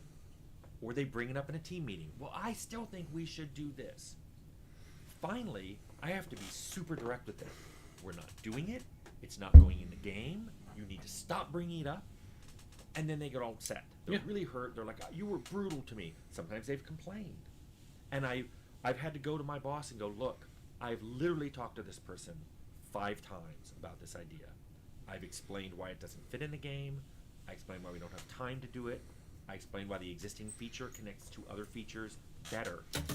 Yeah, especially when it comes to, ideas about certain kind of games, and, they're not necessarily following the same format as a game that you're like programming or that you're trying to create. If it's an idea and it's something that goes off to something completely different, maybe it's like a different kind of genre of game, or maybe, it's basically deriving from the path that the original game has intended that it's already, going to. Then, it's better to just hold off on to that idea, or like in this case, write it down, and, maybe you could personally work on it while you're working on this game, while you're working on their game, and things like that. But when it when you go off and you try to, what is it called? You try to shift the kind of game that it is that you guys are, the game that you're working on. and you're trying to shift the path that the game is already on, then of course it's going to get shut down, or it's going to get, like, you know, not really ignored, but it's not really going to be taken into consideration. Why? Because it, like you said, it doesn't match with what the developer wants. If it's going to be shifting in the direction of a completely different way, then yeah, they're not gonna. They don't hear it. I thought first they didn't agree with me, and they were just gonna go, okay, I'm gonna keep saying this idea, but they literally didn't hear me. They would bring up the same idea and say how great it was, and I'm like, but it doesn't work well. Yeah, it doesn't work. I mean, like, you've had weeks to think about this. You should have a response that's better than that. And my point here is, having to be brutal with someone to get them to hear you is an awful thing to have to do as a manager. And sometimes you have to do it.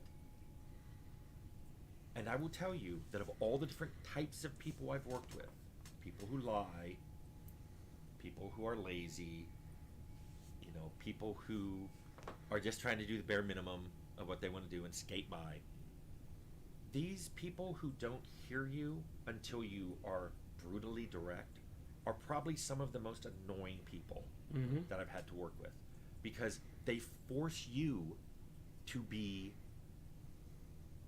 unkind and then blame you for it.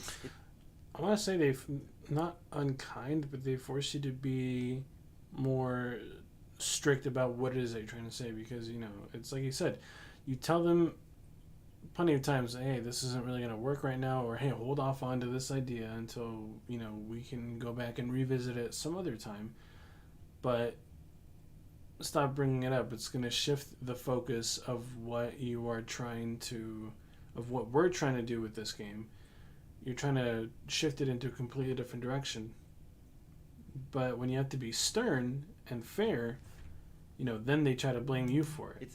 You can keep saying your gentle responses, and it doesn't sink in, and it is a frustrating way of working. And I don't want to move this. By the way, don't even read into this. This is not an introvert extrovert thing. This is not an old person young person thing. This is not a manager employee thing. I've seen this in all directions. I've been the youngest developer in the room, and I've been the oldest developer in the room. I've been the employee, the employer. I've seen this for 40 years. It's not new. It's not going away. Now, I don't like being non-constructive, so let me talk about what I think you should do.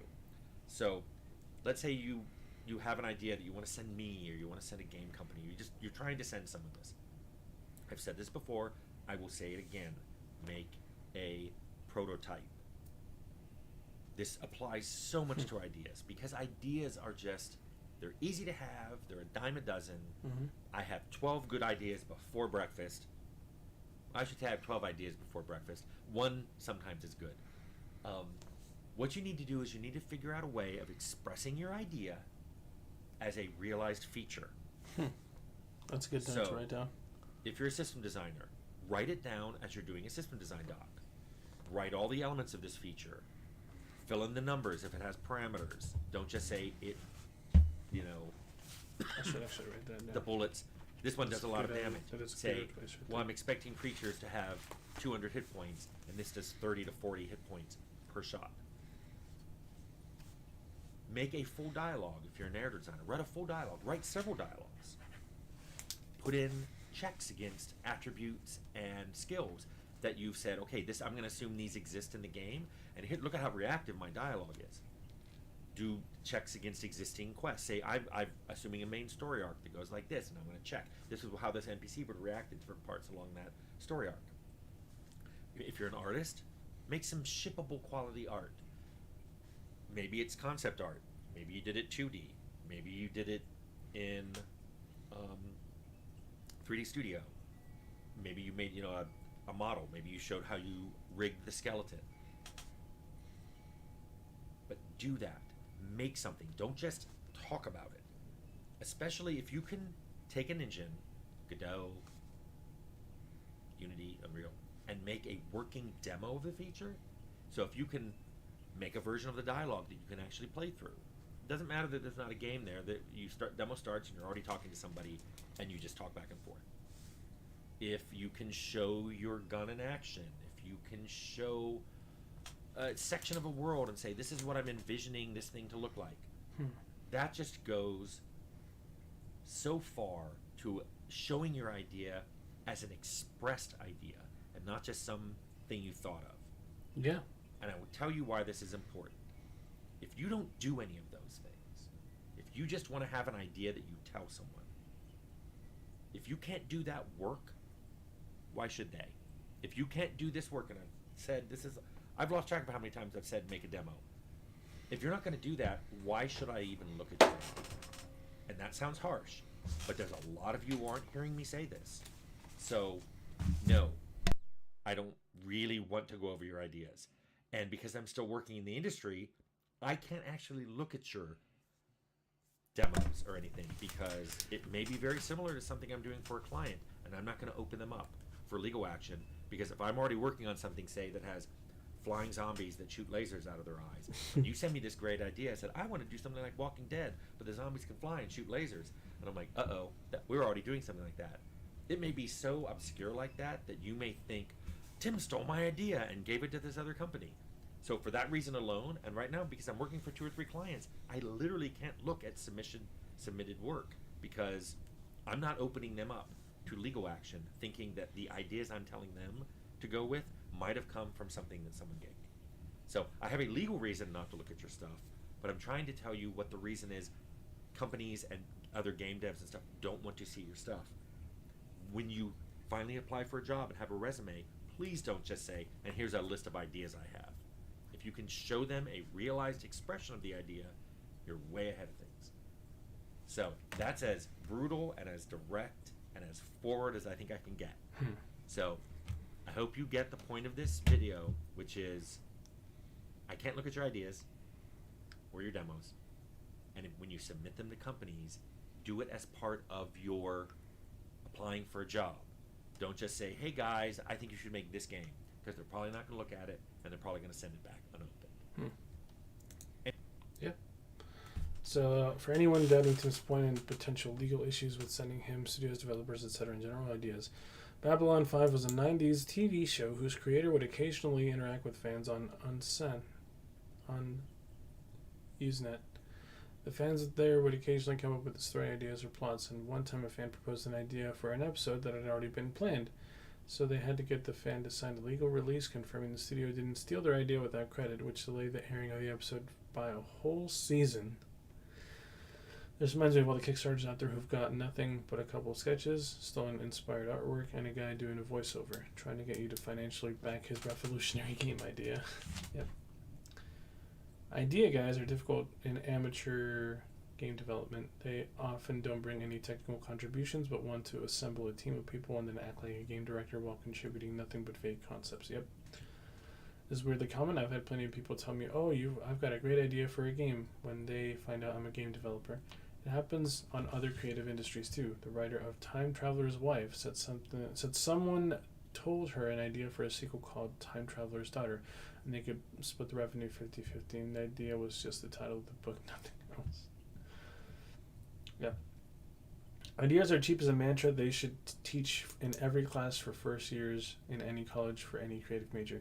It's so important for anybody doing anything creative to learn that your idea is worth nothing unless you make the steps to make it happen, even if the results aren't so great.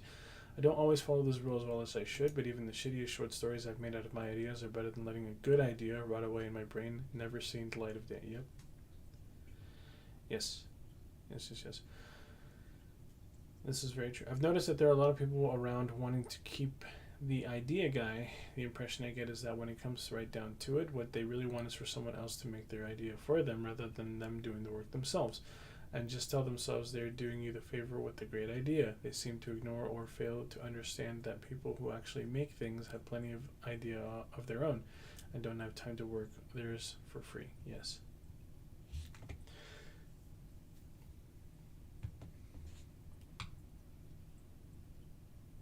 Dude, that is awesome. Exactly this. I wanted to become a game designer at 30s. I knew writing design documents and 100 game ideas won't get me anywhere. Instead, I spent 3 months to learn C++ and C#, and built a VR sign language game prototype in Unity and got hired instantly as a game developer. It's reassuring to see this has always been the case. It's particularly common in modding communities. Tons of people typing up their long-winded ideas they're super proud of. You point them in the direction of resources / tutorials to get started on it, but they're not interested. They don't want to put in the effort to make their idea a reality. They want you to do it for them, and most of the time, they still expect all the credit, yes. This ought to be interesting. This should be an interesting read. Okay, so, yes, ideas. 2 friends approached me to make a game together. They wanted to be the idea guys and me doing everything else, i.e. 99.9% of the work. I told them the reality of the workload, but they were adamant that their ideas were half the work. They really had no clue. So I ended up just doing something by myself. Some people think their ideas are so valuable. They're like opinions. Everyone's got them, but what's important is following a specific vision to create something coherent. Yes. Let's see. I remember once when I was in uni studying game design, for a module I decided to make a procedurally stealth prototype. Generated stealth prototype. I learned very quickly that despite the simplicity of what I was planning on implementing on their own, the real difficulty was getting the systems working together, and I had to fix many bugs to get the pathfinding on the guards working with the procedurally generated level, and from that point on I became skeptical of new ideas introduced later in projects, because sometimes it's not just as simple as putting in a new script that does a new thing, because that could break something else. I find that many fellow designers who don't really understand too much about coding have this problem of not understanding that.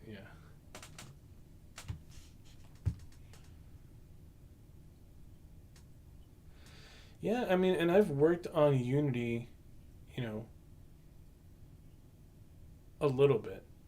I've worked on it for a little bit. I actually made 2 very, very, very simple games, right? One was I want to say it was similar to Marble Madness in a way. One was like a Marble Madness kind of game, and the other one was a first-person shooter game, right? It wasn't anything crazy. It wasn't anything like breathtaking or groundbreaking or anything. But I did work I did work with Unity for a bit, and I actually utilized that and started to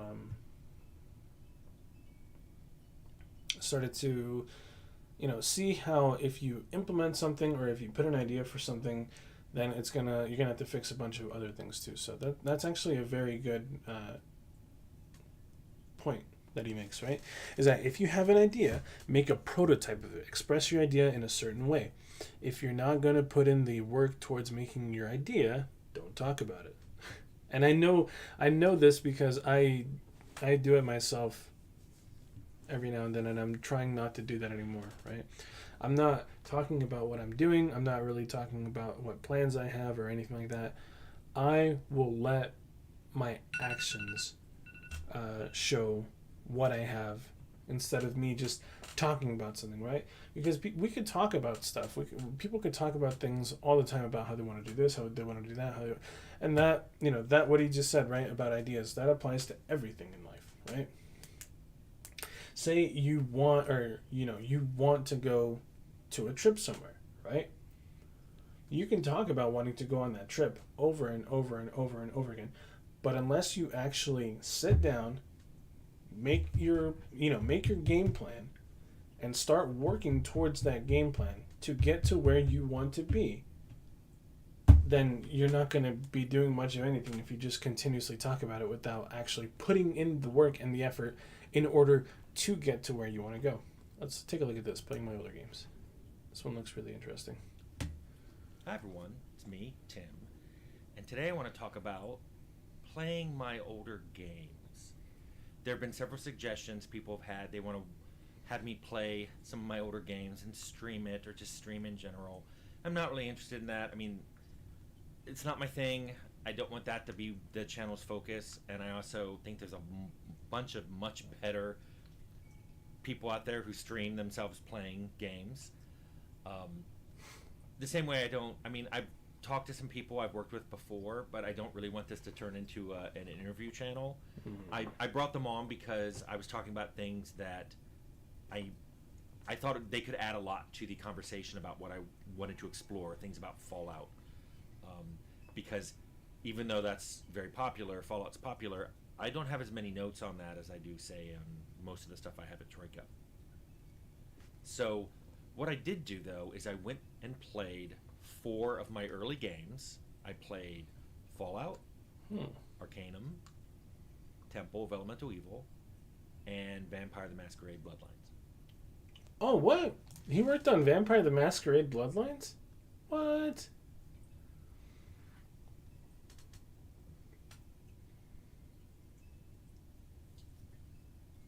Dude.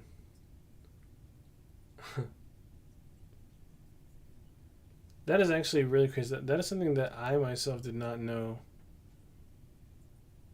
But that is really cool, actually.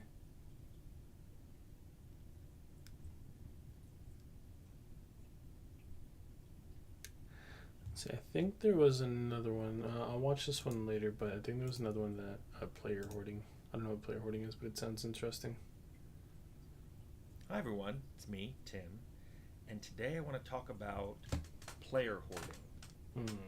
Mr. Awesome 5211 asks, what suggestions would you have regarding player hoarding when it comes to items and skills throughout the game? That's a good question.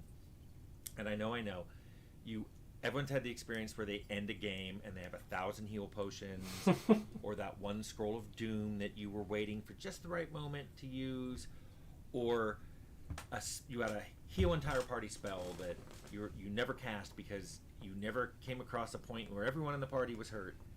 Yeah. Everybody hoards. Every game I think I've ever played, I've hoarded something. And there are some people who just can't stop hoarding. It's what they do. And some of those people even like hoarding.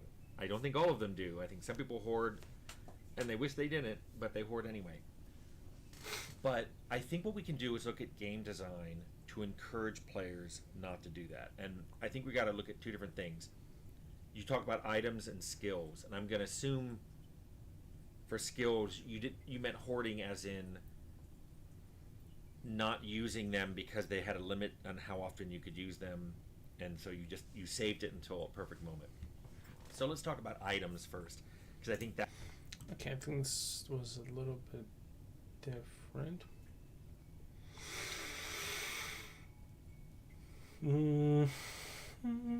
Well, my biggest lesson, what is this one? Hi everyone, it's me, Tim. Today I want to answer a question about lessons.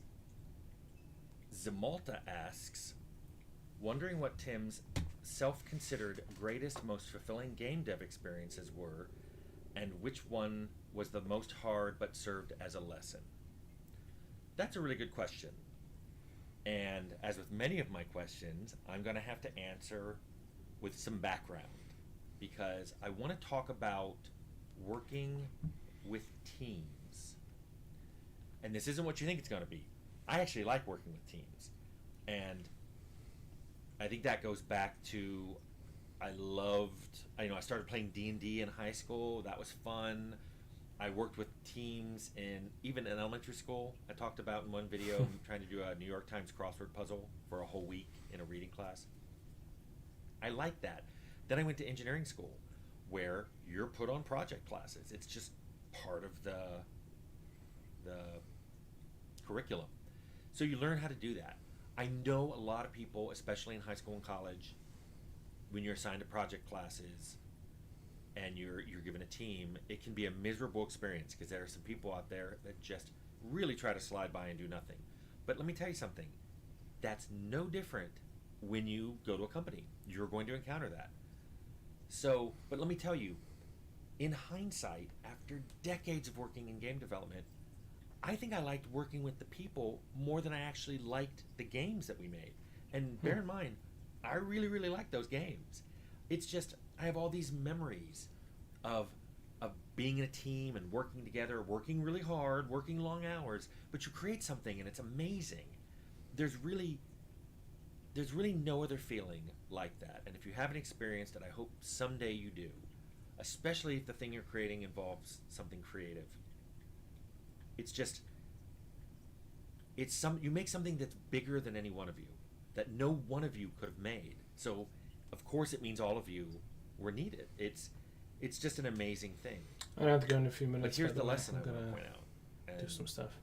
it was the hardest lesson for me to learn, and I will tell you what I've been told repeatedly by people I work with in the industry, that I am naive and optimistic because I keep learning this lesson and then I relearn it and relearn it and relearn it.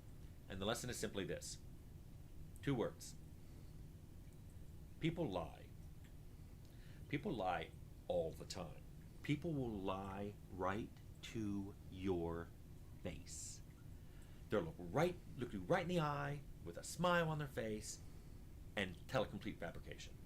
Or worse, I've met people who find a way to lie to you where they're not stating anything that's provably false, but it leads you to a conclusion that is false.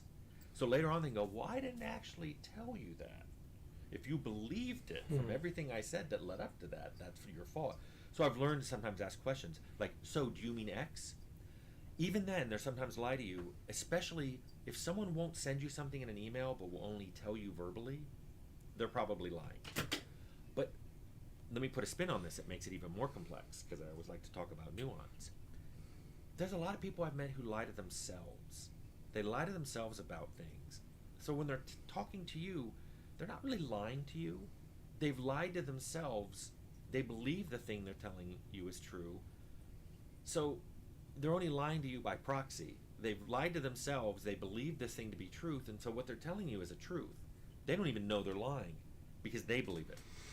And let me give you some examples because people always go, well, I don't know what you're talking about. And I know some of you are like, oh, you're just, defending employers or you're going to bag on employees. No, I've seen this lie at every level. I've watched my coworkers lie, I watched my employers lie, and I've watched my employees lie.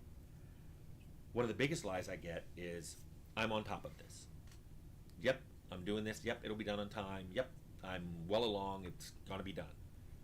People have said this to me, to my face, who haven't even started it. They haven't even begun, whether it's a design or code or art, they haven't even done the very first line or pixel or word. Sometimes I have discovered this because in the era of Perforce and, managed check-ins, I can actually go to someone and go, you say you've started this, but I see no check-ins for you for the last month. And they're like, well, I'm doing research. I'm like, show me your research. I don't have it. It's in here. That's tough. You want to believe them, but after a while, that trust but verify phrase means more and more to me. I've also had people say to me that they're going to finish the project we're on, but then they want to look for something else, and they have really good reasons. Sometimes they need more money. Sometimes they want to move. Sometimes they're like, hey, I came here to work on this thing, but I'm not interested in the other project coming down the pipe, so I'm going to leave after it's done. In every case, they looked right at me, or I watched them say this to their boss if I was like in another project, and then guess what? They left anyway. And in all the cases I'm talking about, it's not because the game took longer than expected, not because of schedules changed. They pretty much lied about staying. In one case, it was because they wanted their name to go in the credits, so that they could use that credit, which they knew was coming out, to say, I was in this role on this game, and they parlayed that into a better job. In one case, I watched somebody say they were looking for another job, receive from their company a counteroffer, meeting and exceeding what they're getting from the other place. They asked for it in writing, and then took it to the other place and got a better offer and quit anyway. And by the way, I'm not saying don't do this, but it's like everything. It's like when people say, I have free speech. You do, but there's also consequences to it. Yeah. If people don't believe you anymore after this, that's a consequence to it. If you look someone in the eye and go, I promise I'll stay, and then you leave 3 weeks later, one of the worst ones I've heard usually from employers is no one's going to get fired over this. And then someone's fired. Yep. I've had it happen where we were doing some test, project tests. We were trying to do levels in different ways. So we assigned different groups of people, and we gave them very different ways of putting a level together. We gave them different assets. We gave them a different team mix, and we gave them different goals. And I was told this was done as an experiment. No one's going to get fired over this. We just want to see the best way to do things. And I'm like, this is great. Never worked anywhere that ever did something like this. They did it. There was one team that was a very clear winner. Irony, they didn't use that team. But they then had me fire someone saying, well, now that we know how to put together, this person, we don't really need them. He's redundant. He doesn't have the skills we need. And I even said, you said to my face, nobody would get fired. And they basically ordered me. I had to go fire this person. That was such a low point in my career that after I did it, I felt so crappy about it that I went to my boss and I said, I'm never going to do that again. The next time something like that happens, you do it. And if you order me to do it and there's no other question, I will quit on the spot. Would you like that in writing? We had a big argument over it where he said, you were technically that person's boss and that's your job. And I'm like, no, because I wasn't going to fire him. The worst part that happened is there was someone who was doing, I thought, a pretty good job, but my boss wanted him fired. He didn't like his work. I did, my boss didn't. After I left that company, that person, that employee was told I was the one who wanted him fired. And that was my boss who saved his job. And I think he did that because after I left, he realized that guy really did do good work, and he really wanted to keep him. And I was like, by the way, I could do a whole video on how willing people are to accept lies. I mean, forget all the people who tell them. There's a lot of people who just go, yes, your lie coincides with what I believe, so I'm not even going to try to verify it. I believe. Yeah, or I'm not even going to question it. It's, man, psychology is a very interesting thing. But I got to go, guys. I will probably be online a little later on in the day. Maybe tonight. We'll see what happens. But with that being said, I'll catch you all later. Peace.